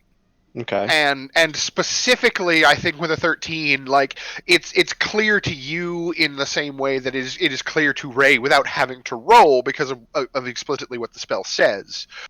Like the sigils are designed in the manner of evocation, right? They are designed to produce and release a prodigious amount of energy. Mhm. Lots of energy. Hmm.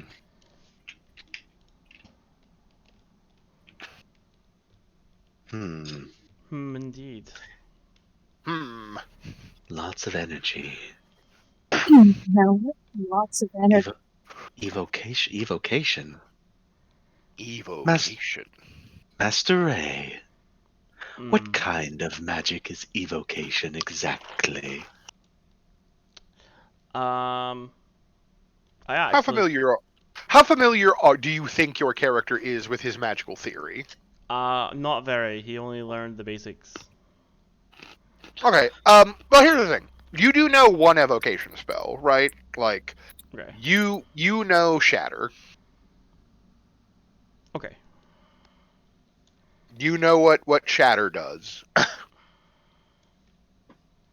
Now, this does not appear to have the same like constituent components like vis-a-vis like what the effect of this magical sigil should be, but it is similar in nature based off of your vague understanding of what makes your shatter spell function.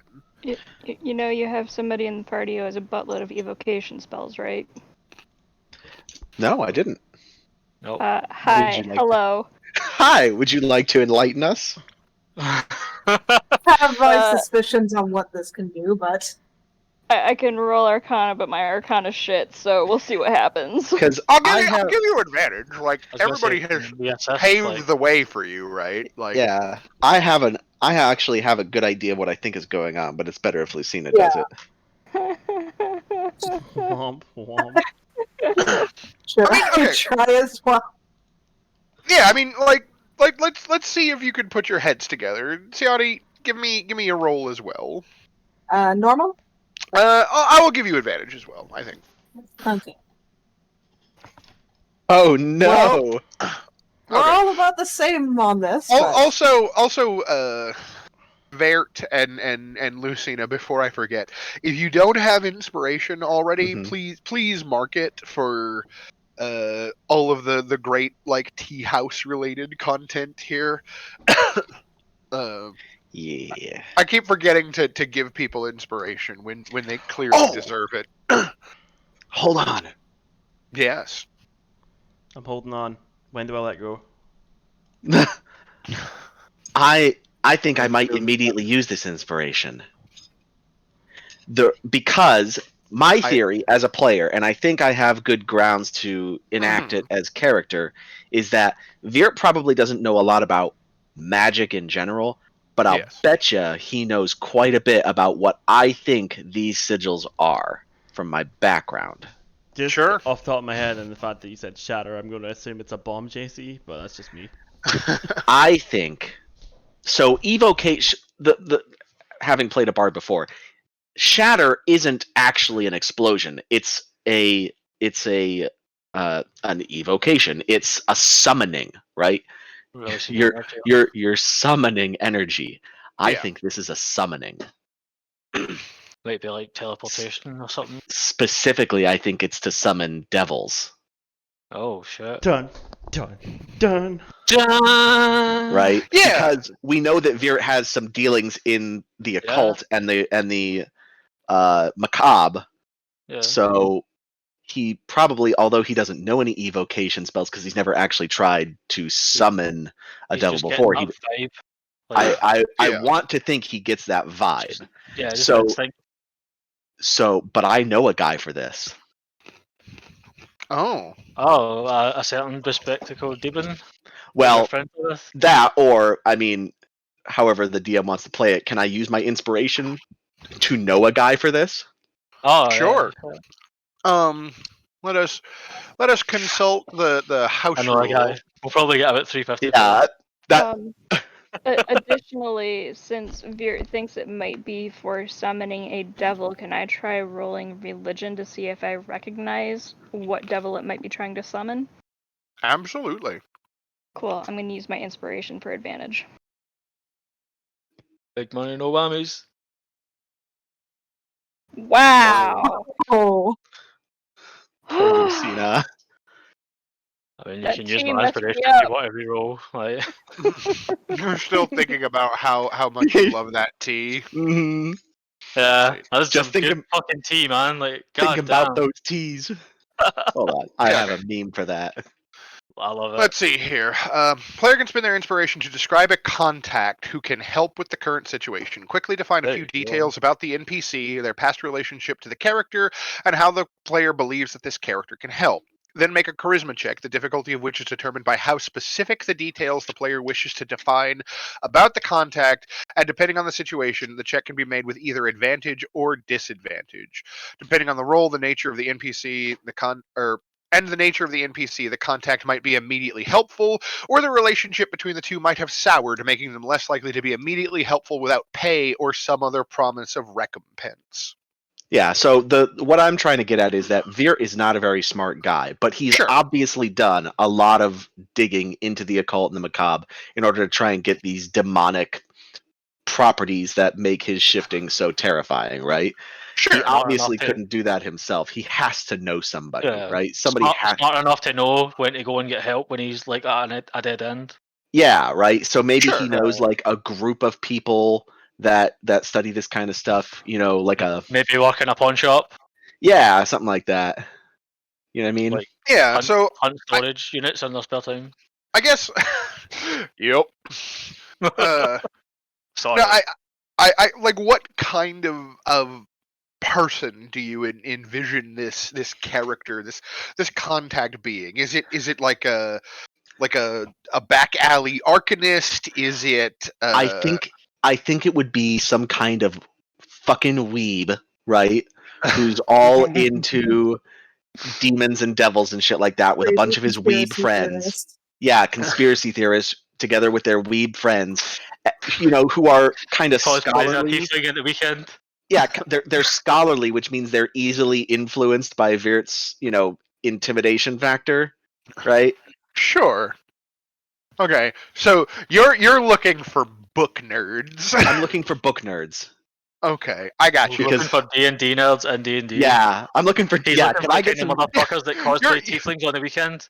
You're looking for D&D players Yes, in your D&D. yes. Oh, that's amazing. I want to make I this love as that. meta as possible. So good. I love it. Yeah, okay. So you You meet Fan, give Ramaya, give Hillary. me give me a charisma check. Oh no! Too bad I blew my inspiration on this. I mean, you can use mine if he's going to let it. I'll help Okay, you. yeah. Oh, that's So- decent. There you go.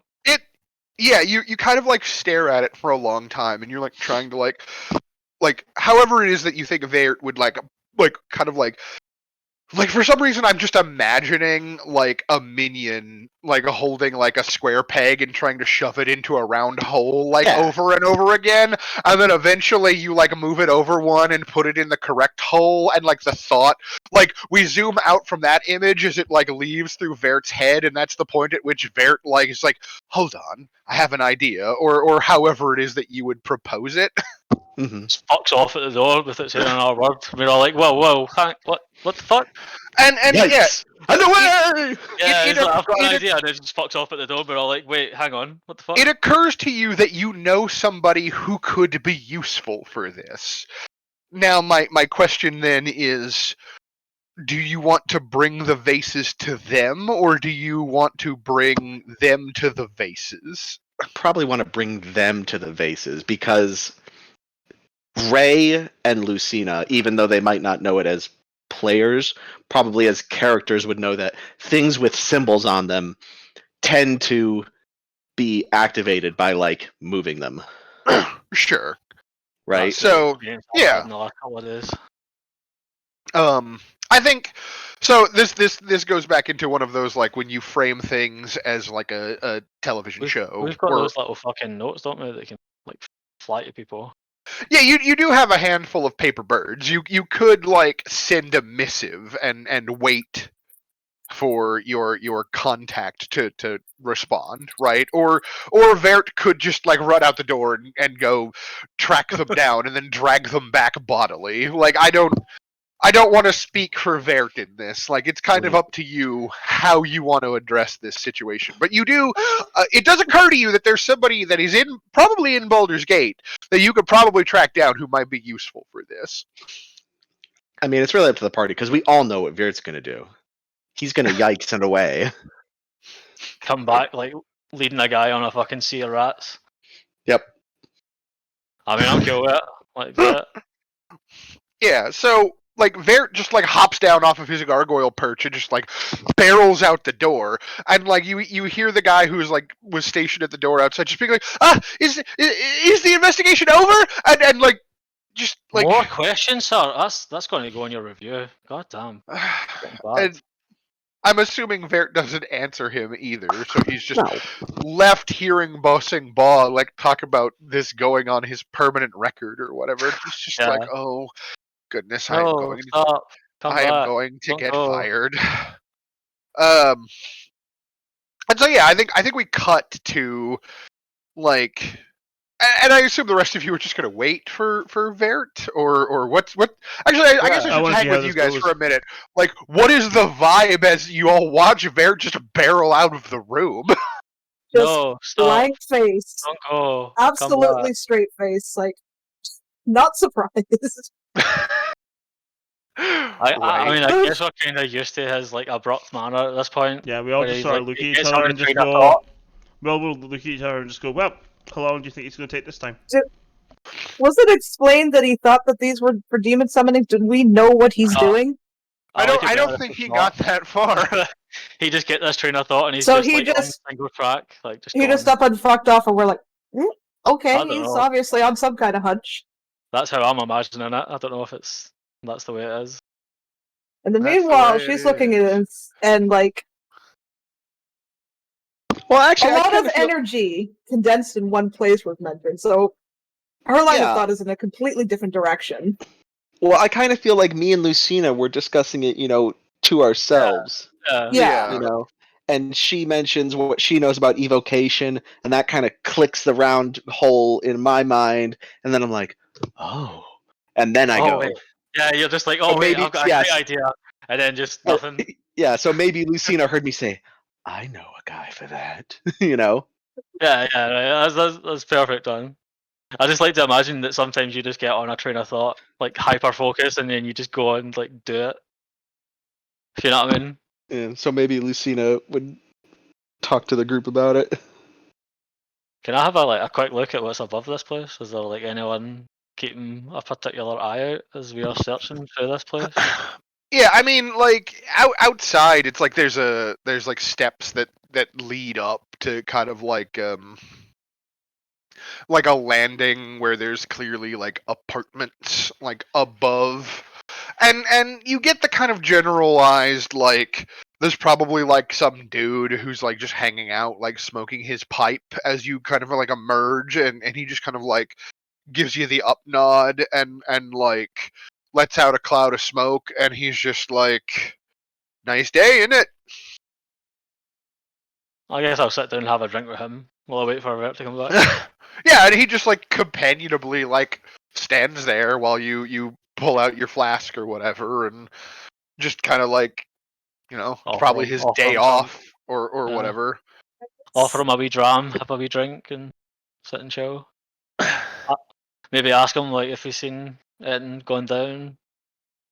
I mean, I guess we've already found out everything we can, but what happened to her? Yeah, you basically get from him the same thing that you learned from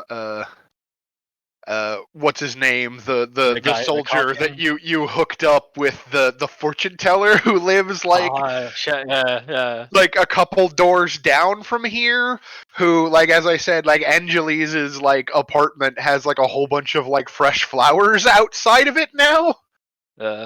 He's making his play, shooting his shot. Right. But hang on one second. I'm working on something in the background here.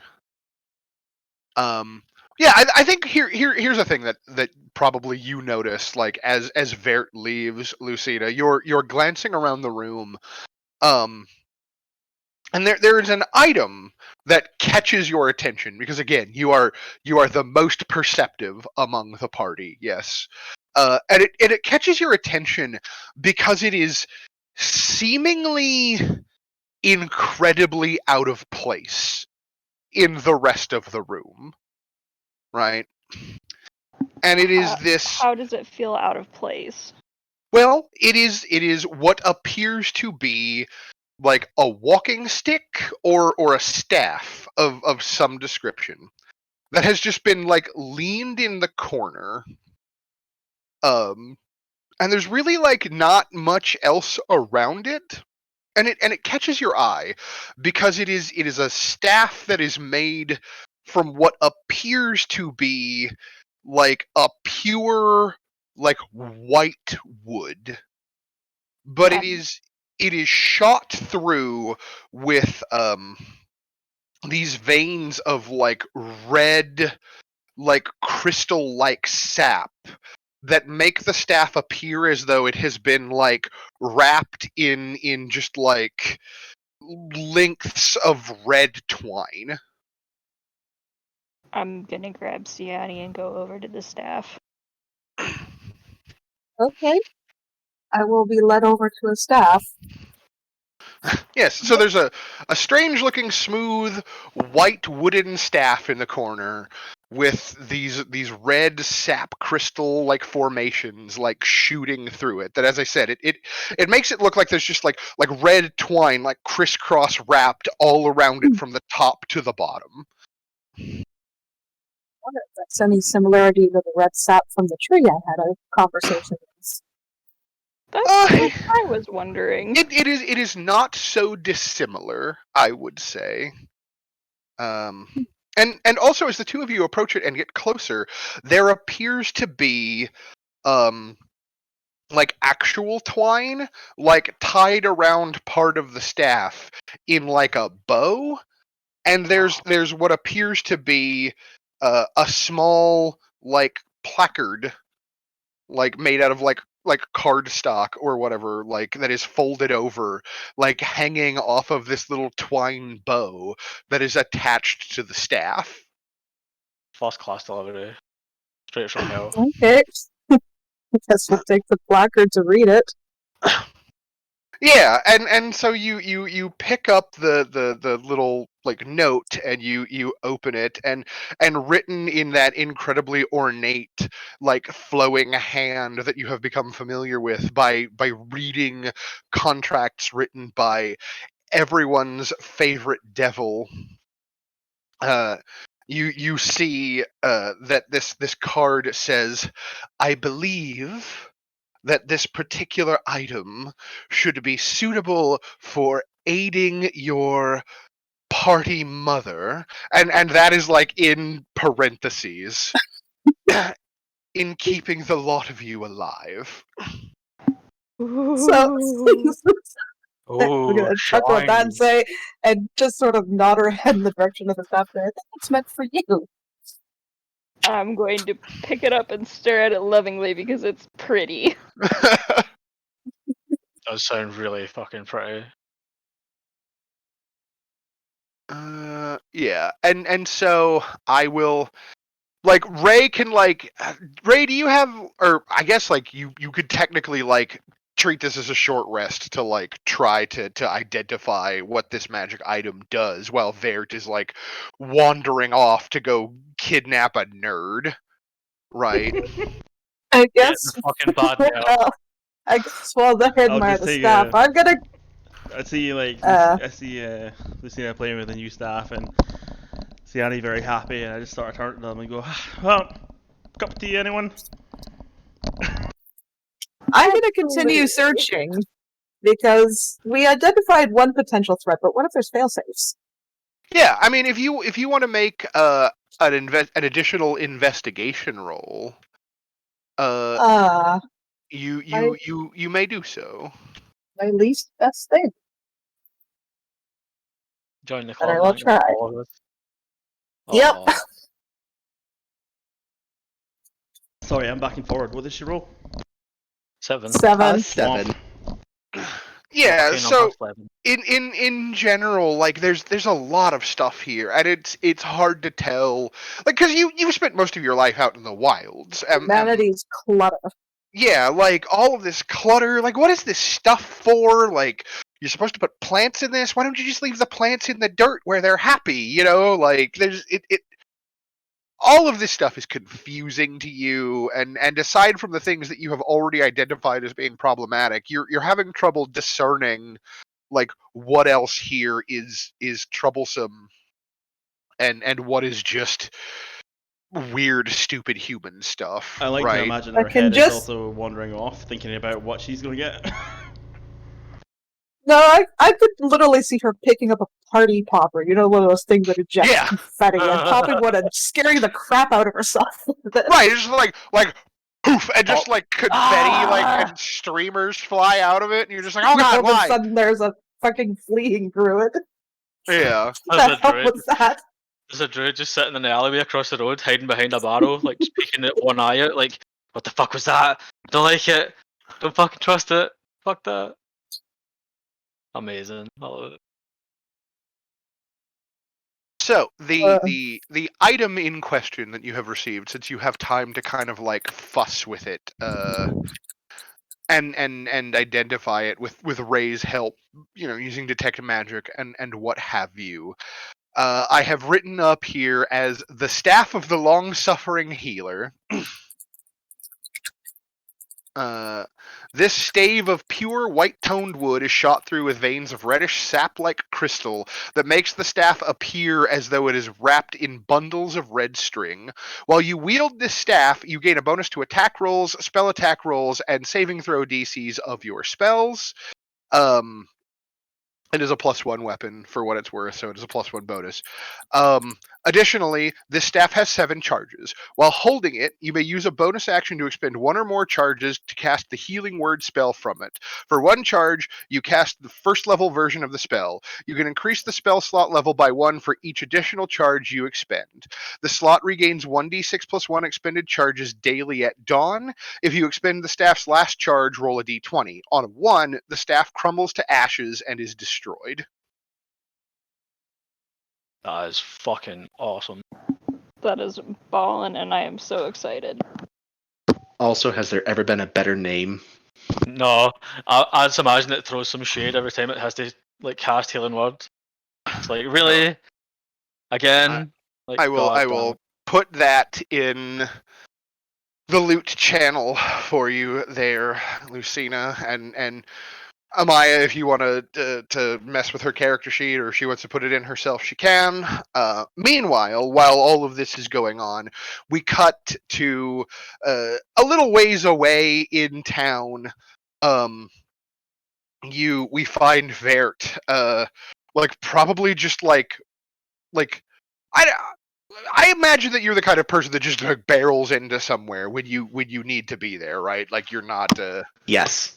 Yeah, so you have like barreled in through the door of an occult bookstore, just like slamming the door open as you kind of like saunter in, and there is this like pale-faced young human man who is standing behind the counter, who has like very pronounced like bags under his eyes where he clearly hasn't slept enough, and he's got like a very like horrible case of like bedhead with his dark like brown hair, and he's wearing like a black like like quote unquote like wizard robe, and he was in the middle of like reading some dense like dusty tome when you like kicked the door open, and now he's kind of like half ducked behind the counter, and he's like poking his head back up over and like looking to see who it is,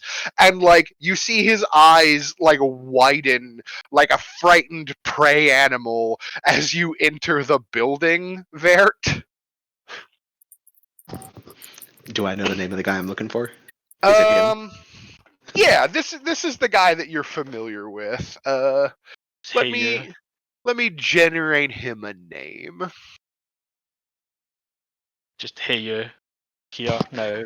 Just bust open the door and Mitsketa.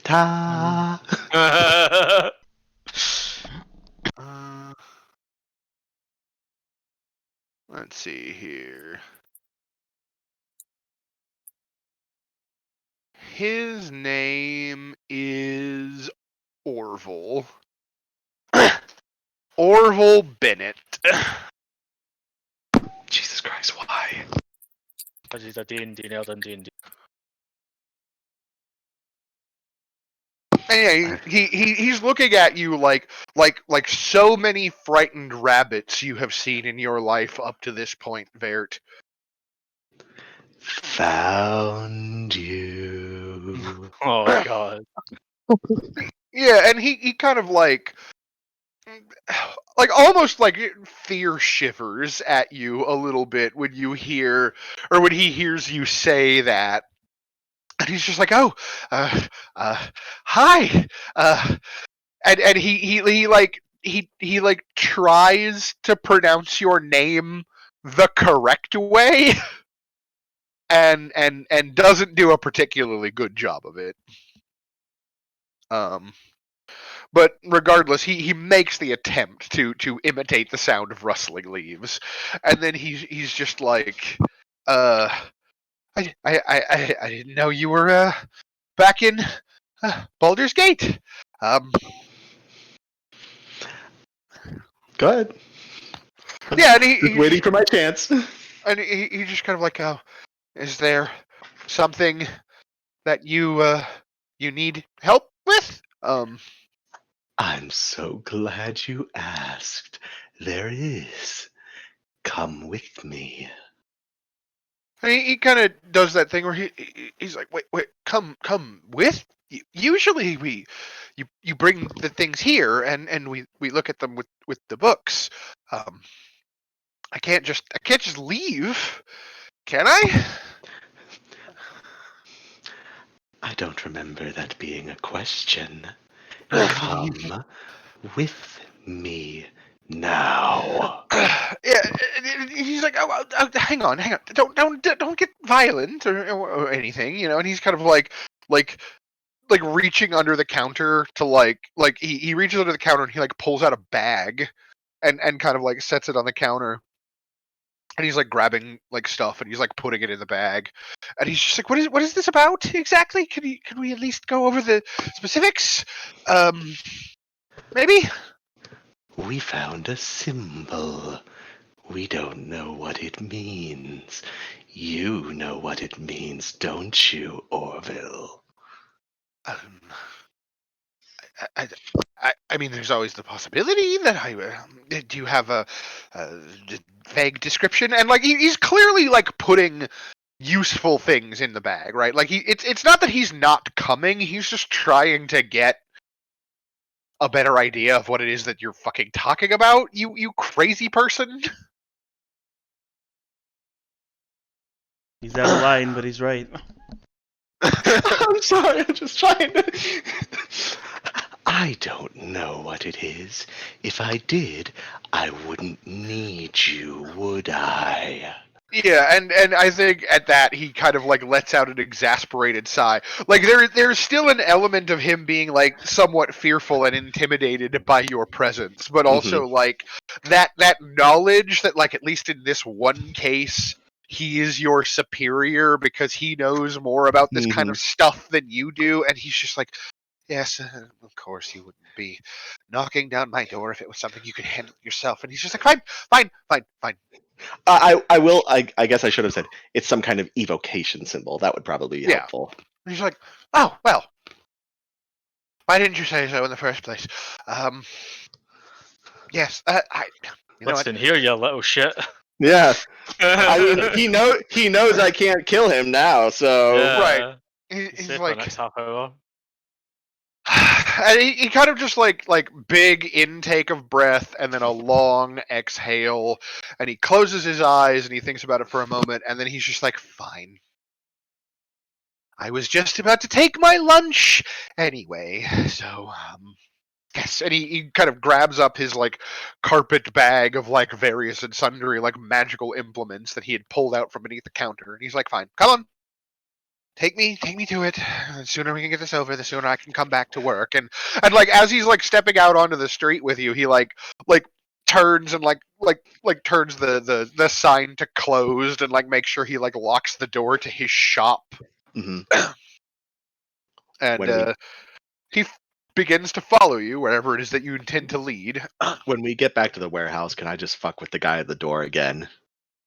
Sure. And just try to convince him that like this is a very important external contractor we need for a specialized thing, and he is owed a nice meal from the on the Duke's dime or something like this.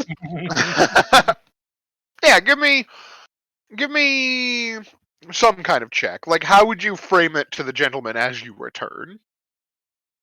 With your necromancer friend in tow. Yeah.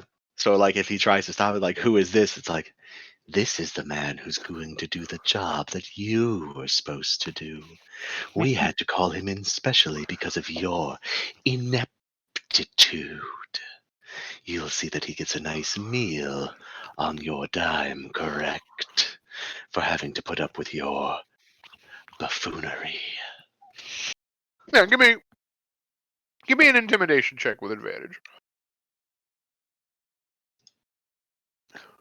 Those are both bad! Oh, Why do you always roll really bad for intimidation? You're the most I don't intimidating person we have. Because I have negative charisma, and for some reason, charisma and intimidation go hand in hand. I feel like his lack of charisma should be like a plus to his intimidation. just Yeah, because right? he's so Like fucking creepy. intimidation. Yeah, intimidation Sure. should be negative charisma. You know?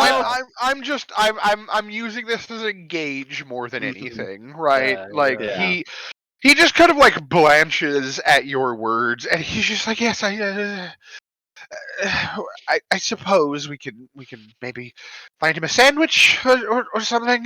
And he just kind of like looks between you and Orville, and it's just like, goodness gracious. And he just is kind of like, oh, I can't leave at the moment. I have to continue watching after the warehouse until you're done with whatever this is. But please, by all means, do go inside and you know, he just like motions for you to bring your At least I tried to be arcanist. nice to Orville.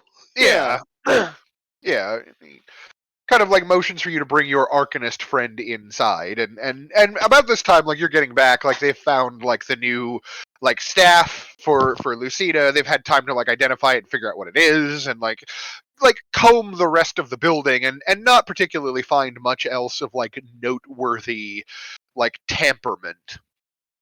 And yeah, the rest of you see Vert come back with this like weedy, pale-skinned, like not good sleeping like a nerd with a carpet bag like following him into the room. And I think Orville kind of comes up short, and he just kind of like looks around, and he's like, I thought you worked alone, Vert. I do, but these ones have proven to be capable, and I like them. Looking I at woke Bo. Looking at Bo. I was gonna say, I woke up and shake his hand and offer him a drink. Like, you want a drink, mate? Looking at Bo. Most of them. Yeah. Kind of like Perfect. looks down at you, and you offer him a drink, and he kind of like glances at Vert out of the corner of his eye and then reaches out and takes the flask from you and takes a plug. And I think like mostly as an aside to Bo, like that Vert probably still hears at least somewhat. He mutters, like definitionally, if you were still working alone, you would be alone. I said I do mostly. Yeah. Normally. But he's just being a little shit about it, Yeah. right? And he's like, so, my associate here, and he kind of like motions to Vert, using a much more high-minded word for Vert than Vert would likely use for him, informs me that you have a problem with evocation sigils or something of the sort.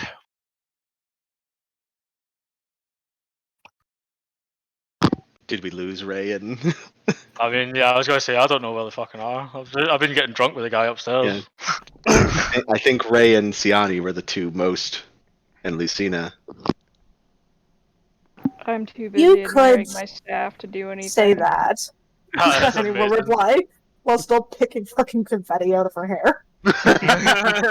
From the fucking alley across the street. Yes, it's in there. I know she came back. Actually, Yeah, I he don't think she ever left, but she kinda will gives- direct Yeah, them to yeah. the vases. gives you the side eye as he notices you picking the confetti out of your hair, and just kind of like, not sure about this one. Like again, like all under his breath, and he just like walks over to the vases and like Perfect. looks at them where they've been set out with the sigils like facing upwards, and he kind of like leans forward like real close and kind of like examines them, and he's just like, oh yes, I see.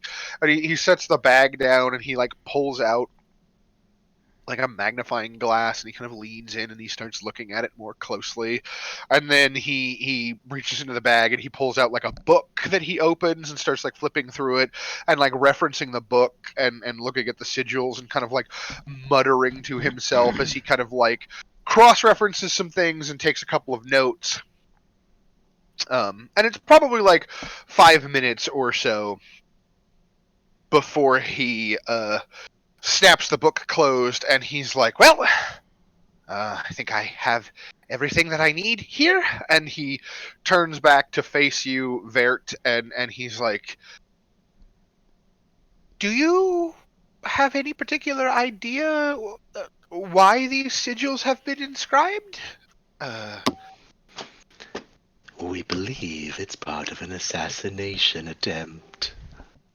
Yeah, and that definitely brings pause to Orville as he, like, you see his whole body like stiffen a little bit, and he's like,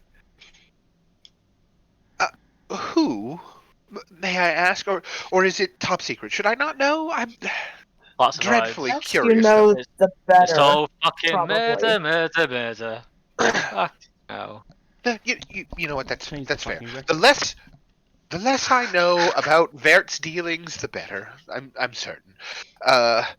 Regardless, and he kind of like turns back to face the like partially face the vases and kind of like motions to the sigils, and he's like, your friend is not incorrect, I think, in bringing up that they are evocation in nature, and that they fall into the purview that he and I tend to deal in. These are related to summoning. Very specifically, these two vases, when placed equidistant to one another, can create, with the proper command words spoken, of course, would create a temporary sort of gate to the nine hells. That sounds bad. How many of these would you need to open a gate? I'm assuming. Well, in this case, it appears to be a very short term, probably a one-way something on the far side of the gate poised to arrive at the moment of activation, a few seconds at most. You would like these two would be enough to create something roughly the size of a standard door. And he kind of like motions to the door that like leads into the warehouse. You know, like about that size, in fact. Cool. So, Door. we've Right. established that somehow the Duke is going to be assassinated by something through a door. I mean, there's He wasn't plenty there of to know that. plenty of things. Plenty of things could step through a door of this size. Maragons, Narzagons, bearded devils, barbed devils, winged devils, 13 imps in a trench coat. Wait, Go back to that Never last mind. one. never mind. You know, like a large preponderance of imps. Is that the technical term for a group of imps? Ponderance Perhaps? of imps. Hold on, now I gotta know.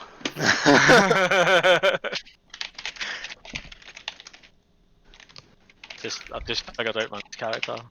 13 imps in a trench coat.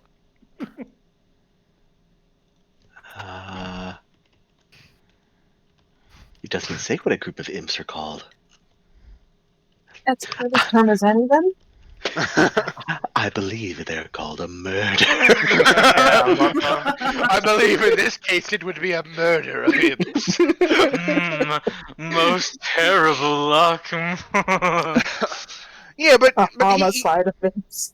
he just kind of shrugs either way, and he's like, unfortunately, it's a very generalized summoning. It's meant to create a bridge that would open to a specific location or like a matching set of symbols on the other side. Yes, and some being or beings would cross the intervening dimensional space in the brief period in which the rupture is created, and then I presume that your would-be assassin's weapon of choice would be whatever horrifying, blood-curdling devil emerges. Yes. Has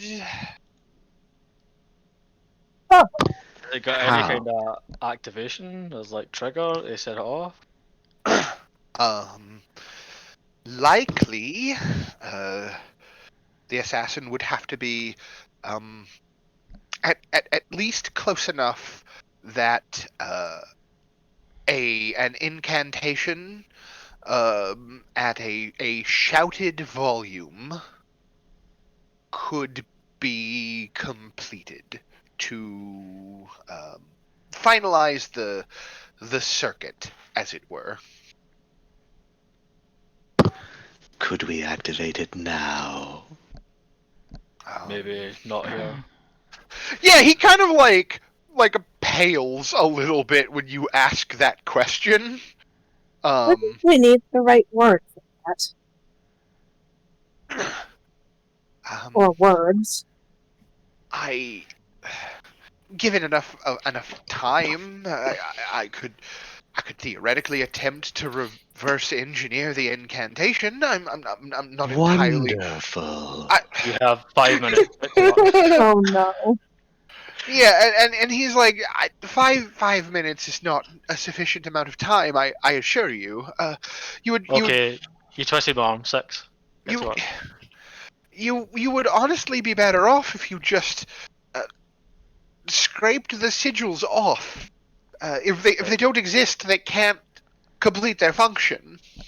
But we could set up a nice little surprise for whoever comes through this gate. I'm thinking at least. Well, I mean, he makes a good point. The problem that I have, that I would probably talk to the rest of the group about is if we scrape the symbols off, then we have no idea who the assassin is.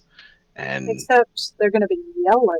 And Yeah, they're still going to be yelling and attempting. not if they know that the sigils have been wiped off, because the magic will be gone. We could like put a couple of duds in. and then we could see whoever fucking tries to activate it, and then they'll be like, "Oh shit, it didn't work," and then they take up. Basically. Leads I would to another probably- question. Yeah. Is there a way to sabotage the symbols without it being overt? Like, is there a way for us to know the word that activates it, and we could like set it up away from everywhere? Well, I guess I would ask either Ray or Siani or Lucina, but when your magic, if you put magic on something and then that magic is dispelled, does it warn you? Do you know?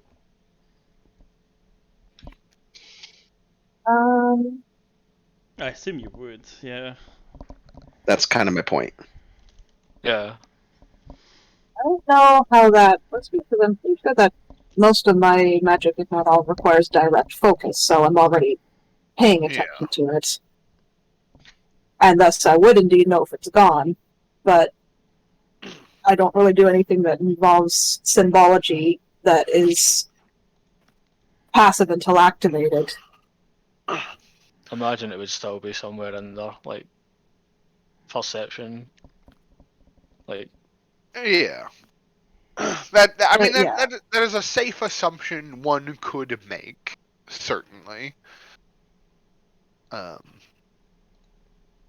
And yeah, like I think Orville, for his part, is just like, well, if you, I mean, yes, there's the matter of whomever created these sigils and determining the identity of the given assassin, but at the very least, if their entire plan was simply to make a grand showing of summoning a devil in a public space to murder one or more individuals, if they are simply incapable of wielding their weapon, doesn't that at least resolve your problem in the short term? Well, I don't know. What do you think, Master A, Mistress Siani, Mistress Lucina? at the bare minimum, forewarned is forearmed. A fair point. I agree. If we don't want them to know, then I guess the best and only solution is for us to be there to deal with whatever happens. I think that's the best course of action currently. And yeah, he kind of like glances at all of you as you're kind of going back and forth over this, and he's like, "So, you don't want me to remove it then?" no. No, we don't Yeah. want to tip our hands just yet. Sure. Somehow figure out how it's like the actual word that's used to activate it or whatever. That would be helpful. As I said, given a sufficient amount of time, these, and he kind of like Would he it does be that longer thing than a where day? he kind of like covers his mouth with his fingertips while he's like trying to think of like the right words.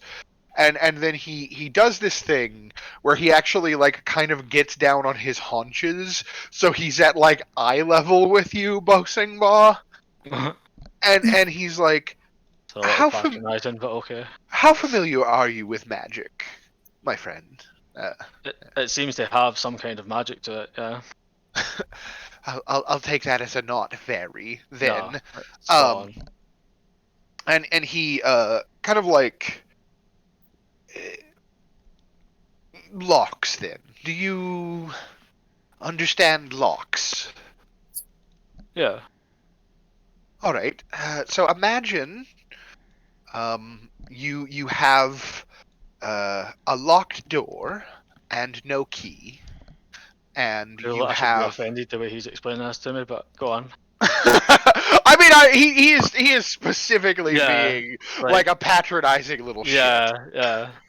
And he's like, Listen here, you little shit. Like, you have a locked key, or you have a locked door and no key, and you have I don't know what thieves call them, rakes and picks and the like, and you're attempting to bumble your way through opening the lock so that you can step through the portal and enter the space on the other side.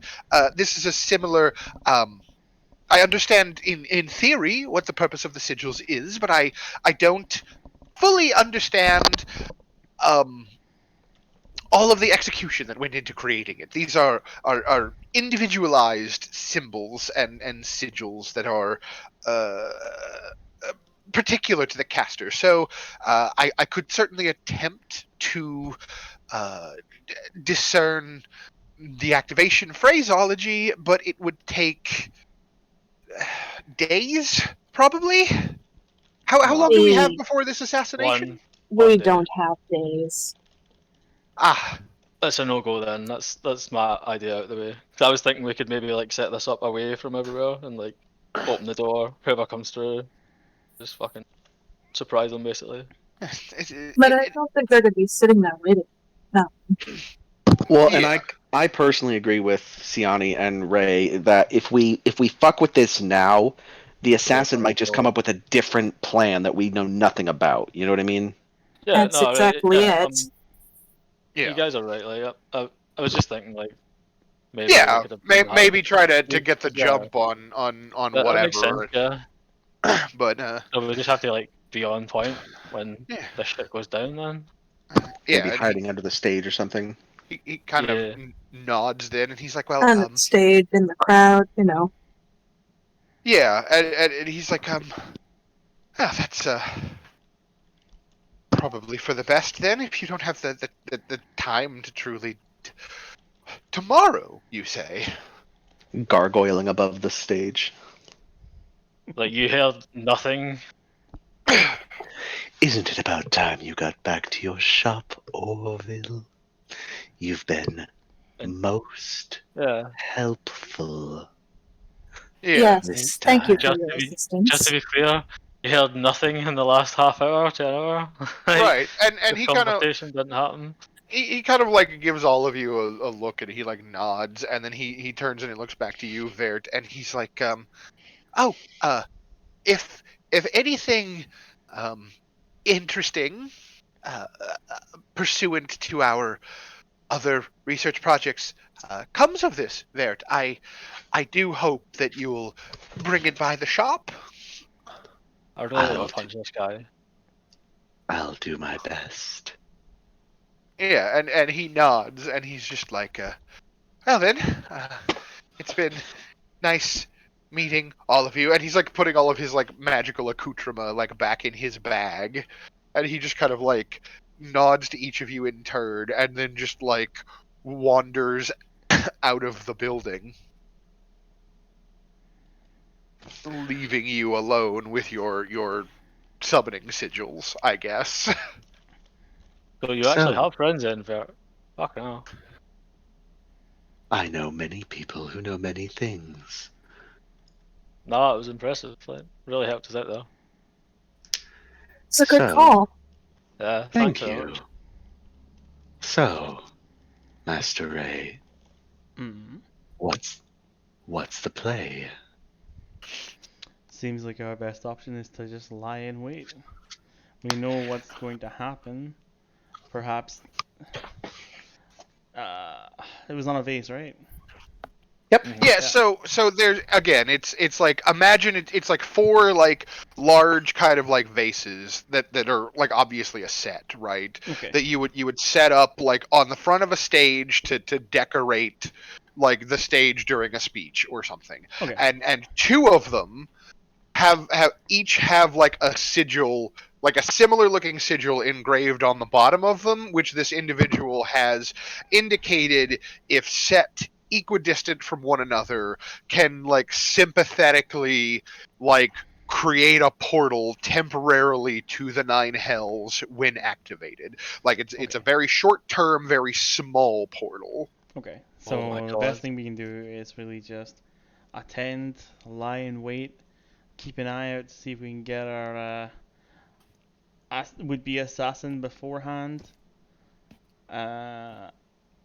Perhaps we could move the vase a little bit in case see if people Sounds start like a solid plan. nudging I mean, it they along. don't know that we are going to be ready for them. Yeah. So we Well, they So- don't know that we know, you know? Yeah, That's what it's I fucking said. mind games, man. We fucking Warned is put 'em forearmed. right where we want them. Right where we want them. Yeah. So They don't know that we know that they know. don't know. So I say And- we attend and just keep a close eye on things. The Duke will probably faint. It's fine. As an and aside, yeah. I'm getting the feeling that our faces are fairly well known by the cult by now, so we should also probably stay out of sight. Fair consideration. Wait for it. Oh, that wasn't as good as I was hoping, but still pretty good. I just want Siani to say that and then like turn around and I'm gone. And I try to walk around a corner and walk into the wall. Yeah, I want the full Alright. Batman. What y'all need is some pass without trace. If only we had a druid. I don't have that spell right now, I don't Nudge. think. Nudge, wink, wink. Ah, Pass without a tray. You should. You're 6th level. Pass without a trace is a. I don't have it in Second my level list, is spell. what I'm saying. Doesn't have it. You- Prepared. Yeah, so You the definitely should. here's the thing about druids, Avisa.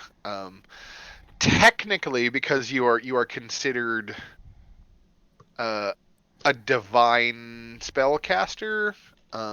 Actually, hang on. Y'all are 4th level, right? Yeah. Yep. Yes. 500 EXP out of stuff. Pass without trace is a 2nd level spell, so yeah, you should be. So basically, every spell that's on the druid spell list is available to you. Like Roll20 doesn't make this as clear as it could. Like there's just like what you do every time you take a long rest is you pick a selection of spells from like the huge extensive like druid spell list that like you want to be able to use the following day. Okay. So you literally know every 1st and 2nd level druid spell there is, and you just choose which ones you want to use today. Yeah. Oh, And holy so shit. yeah. You have the ability, like unlike Ray, who is much more constrained in what spells he has available to him because he has like the bardic inspiration like party buffs and stuff. Like you have a bunch of ability to kind of like freely swap spells in and out every time you take an 8-hour nap. That is good to know. Congrats on the and crippling indecision. Lucina does. Where's the lie? Lucina has the same ability as well, actually, and actually I think Vert also does. I think Rangers Rangers limited in their spell list. I can never fucking No, remember. Rangers are considered divine. We just Okay. have an incredibly small spell list, I think. Can you guys Yeah. not get past without a trace? I don't have access to 2nd level spells. Yeah, Unfortunately. Rangers can Ah, too, right, but right, they're right. they're They get their 3/4 spells. spellcasters. Like they're not. Yeah, I They think don't it's gain. half. They don't gain get- spells as fast as clerics Yeah. do. Yeah. Rangers and Like higher level before paladins. they get access. Yeah, Rangers and I- paladins both get like half spells. Yeah. Makes sense. Yeah, Have another question, Druid Sure. related.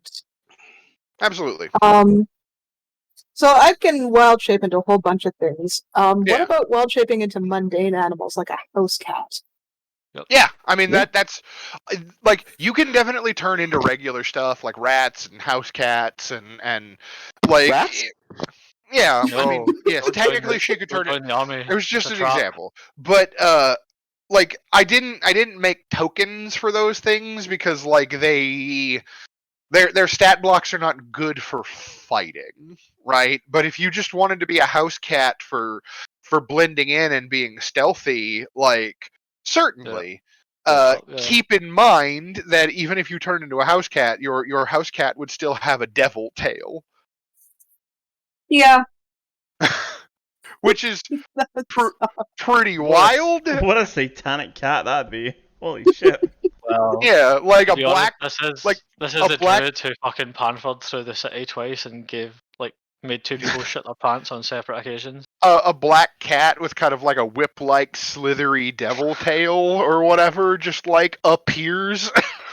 Just walk across people's path to like freak them out all day, every day. So yeah, and again, the event in question is going to be like tomorrow in game. Like the following day, this speech that you have convinced Duke Dillard to not delay is happening. You know the nature of the sabotage, and it seems like you've decided to let it ride. So, Do we want to my scope out the area? That's what I was going to ask. I think it's a good idea.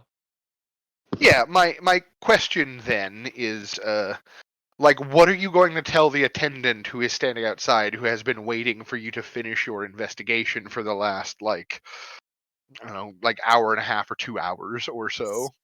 Tell him Tell his them review is everything pretty checks out. terrible. Tell him his review is pretty terrible. I don't know if he's going to have a job much longer. No, Oh, because if we tell him be that, he might nice. change stuff and clean shit up. We should tell him that everything's fine, that our report will be out in a week or something. Sure. I'll tell him he just barely passed. There you Right, go. so you emerge then and you tell him that everything is fine and he can go about his business, and he's just like, oh, thank you, excellent. So I suppose then all of this was for nothing, or better safe than sorry, I suppose. Can I punch Better this one? safe than sorry. Can I punch this one? Yeah. Mom, I held back on the nerves because No. he was your friend. This guy.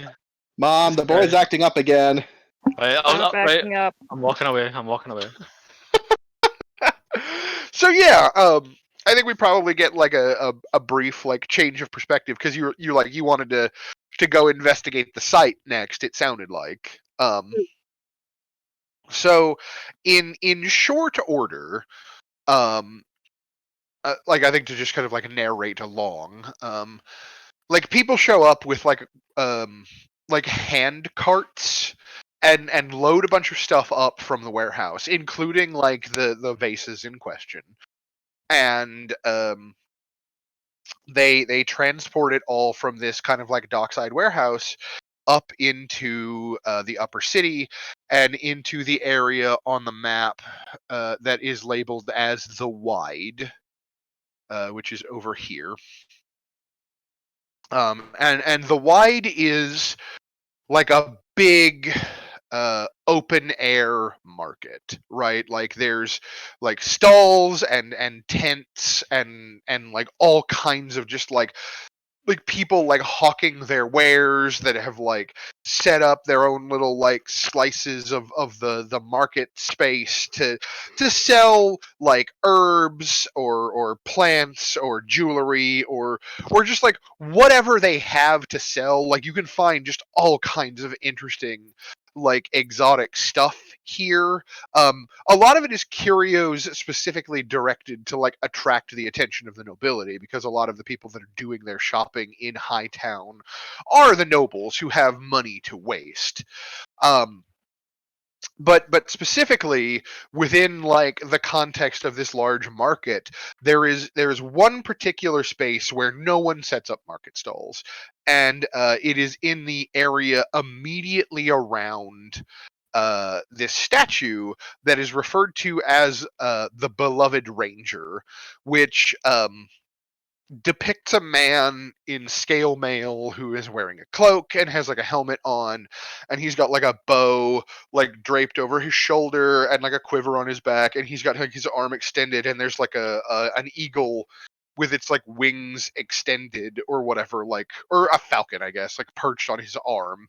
And this is one of the many like well-known like heroes of Baldur's Gate of old, right? That like famous enough and important enough to the city that like a large statue has been constructed in his honor. And it is in this kind of like open space around the Beloved Ranger where the staff of Duke Portier like begin the process of actually like using the supplies that they have retrieved from the warehouse to build a stage and begin like clearing away like the crowd to set up chairs for like nobles that will be attending the speech, and like marking off like the places where like it'll be standing room only, and really just kind of like, they set up the vases and they bring in like plants to like put in them to like decorate the stage, and they put the bunting on the front to which covers the framework that the stage is built on. So clearly you might be able to like secret yourself away under the stage behind this like curtain, like bunting or whatever. But in general, they're just like going about the business of setting up the kind of thing that you would see at like any political speech in the real world, right? Mhm. And that's kind of like where we come to with the party next, is you're kind of like watching as they're going about the business of preparing for this like event that's happening tomorrow.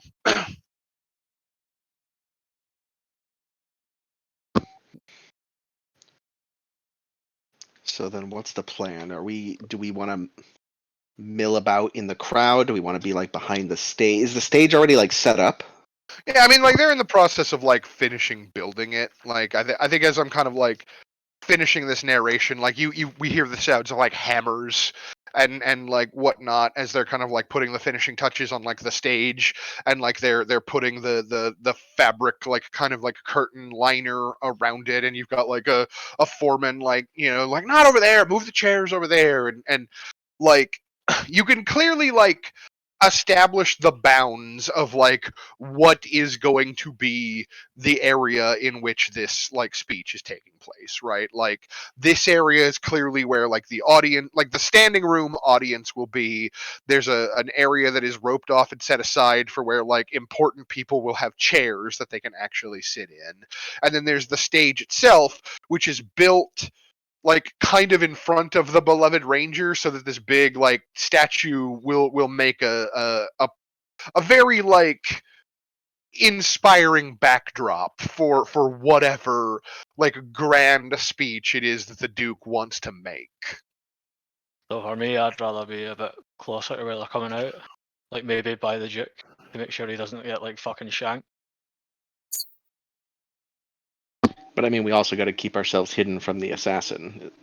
Well, I'm guessing he's going to have like some kind of podium he stands in front of or stands behind. Yeah, they like set up like a lectern or whatever. Could I hide my fat ass like behind that? In the lectern? Yeah. I mean, he is a halfling. I have an idea. Okay. Sure. I could be with the Duke as a wild shape, as a pet. As a flea on his collar. So I am directly with his person and ready to intercept anything. I think that's a great idea. Yeah. That is a Solid. great idea. Tremendous. Somewhat indignified, but act as a pet for a little while. But if it works, it works. Mm-hmm. I just want to bust out a lectern and start punching people in the face. I also like the idea of him hiding in the lectern. I obviously want to be somewhere high where I can still shoot. Yeah. Like- I don't want to. On the statue? Well, are they going to have like kind of Oh my God! about for people? Oh wow! So hang on. This is sorry to cut you guys off, but I flipped to okay. this section.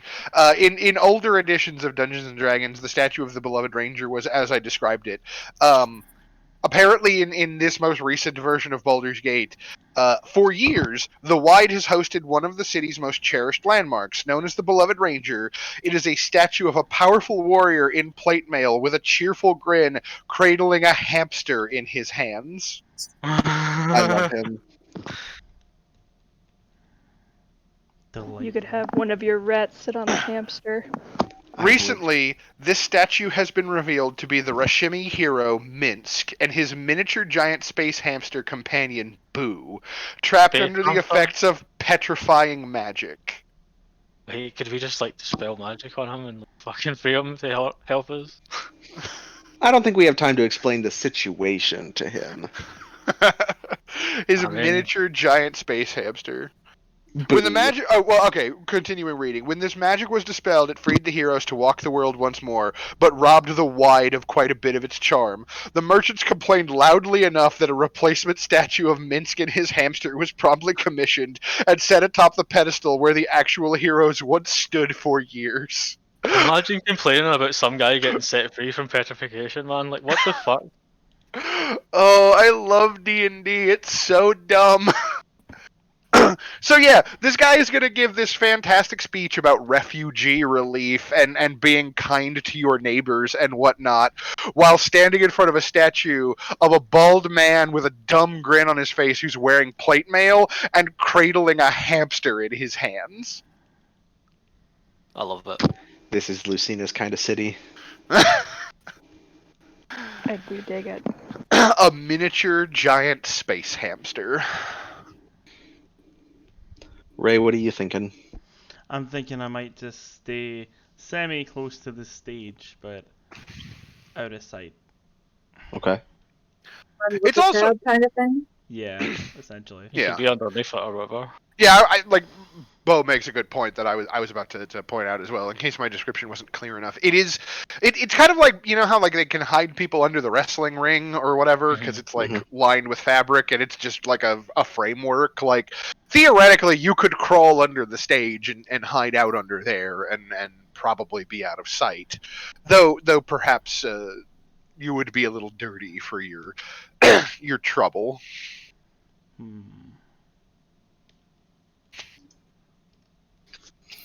No, I do like the idea of just blending in with the crowd and keeping an eye out just Sure. in case.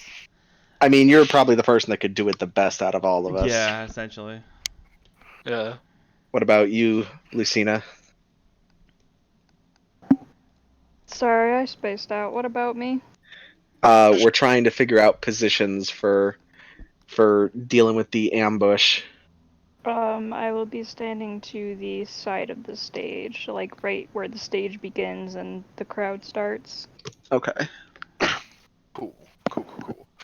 So yeah, it sounds like then you've kind of like worked out where you want to position yourselves and how you want to try to figure this out. Actually, I guess I didn't hear where do you think you want to? Well, I'd like to be somewhere on top of a building or a stand, or because what I'll do is I won't sleep in the inn tonight. I'll get out there the night before and Sure. fucking camouflage myself, right? Yeah. And like, because I mean, I've got stupid, ridiculous stealth Oh, and it's better, it's survival, better. right? Okay.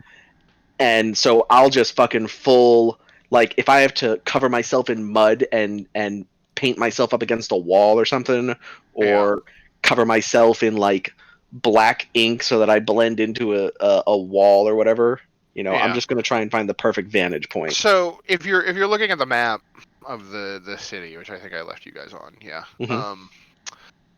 Because I can be up to 600 feet away. 300 feet would be preferable though, Yeah. or closer. Actually, let me bring you over to this map because it probably makes it a little bit more clear. Shit. Because this is just like a closer in view of like the critical part of the city. This right here is the statue, right, that I've just surrounded in that pink like box. So like the closest point, like if you got up on like the roof of like any of these buildings along the kind of like northern end, like you would be within about 250 feet of the statue. Where's the stage going to be at? I am assuming that the statue or the stage is probably like facing like this Okay, way. perfect. Yeah, that's perfect. Yeah. So like this way then. Yeah, like that basically. Like or actually then you'd probably be better off here. I was thinking it might be outside. yeah, like he would want to be able to make them like because facing it towards the north, he wouldn't have a lot of room for like I was thinking maybe he'd seating set it up or like whatever. here, Because and then he'd have, like all that this. space. Like, Yeah, like he really wants to be close to the statue, right? So like Yeah, that's like fine. theoretically, this would be like the seating and like standing room would be like in this kind of like area. And then like this would be like the stage or whatever, like not exactly at that angle, but that's fine. If it's on the north, I'll be in. Whoops, gotta click to this. yeah, like if the stage is in that. If the stage is in the north, I'll be over here. If the stage is in the south, I'll be over here. Yeah, and then like it kind of also I think makes sense for him to like orient it this direction because like these buildings down here are probably like less important, right? Because like these aren't like city blocks; these are just like freestanding buildings that are probably like city property or something. So like he's not blocking anything off by like being like everybody move your stalls because I'm giving a speech tomorrow. Yeah. So yeah, somewhere in that kind of like general area is basically what you're looking at.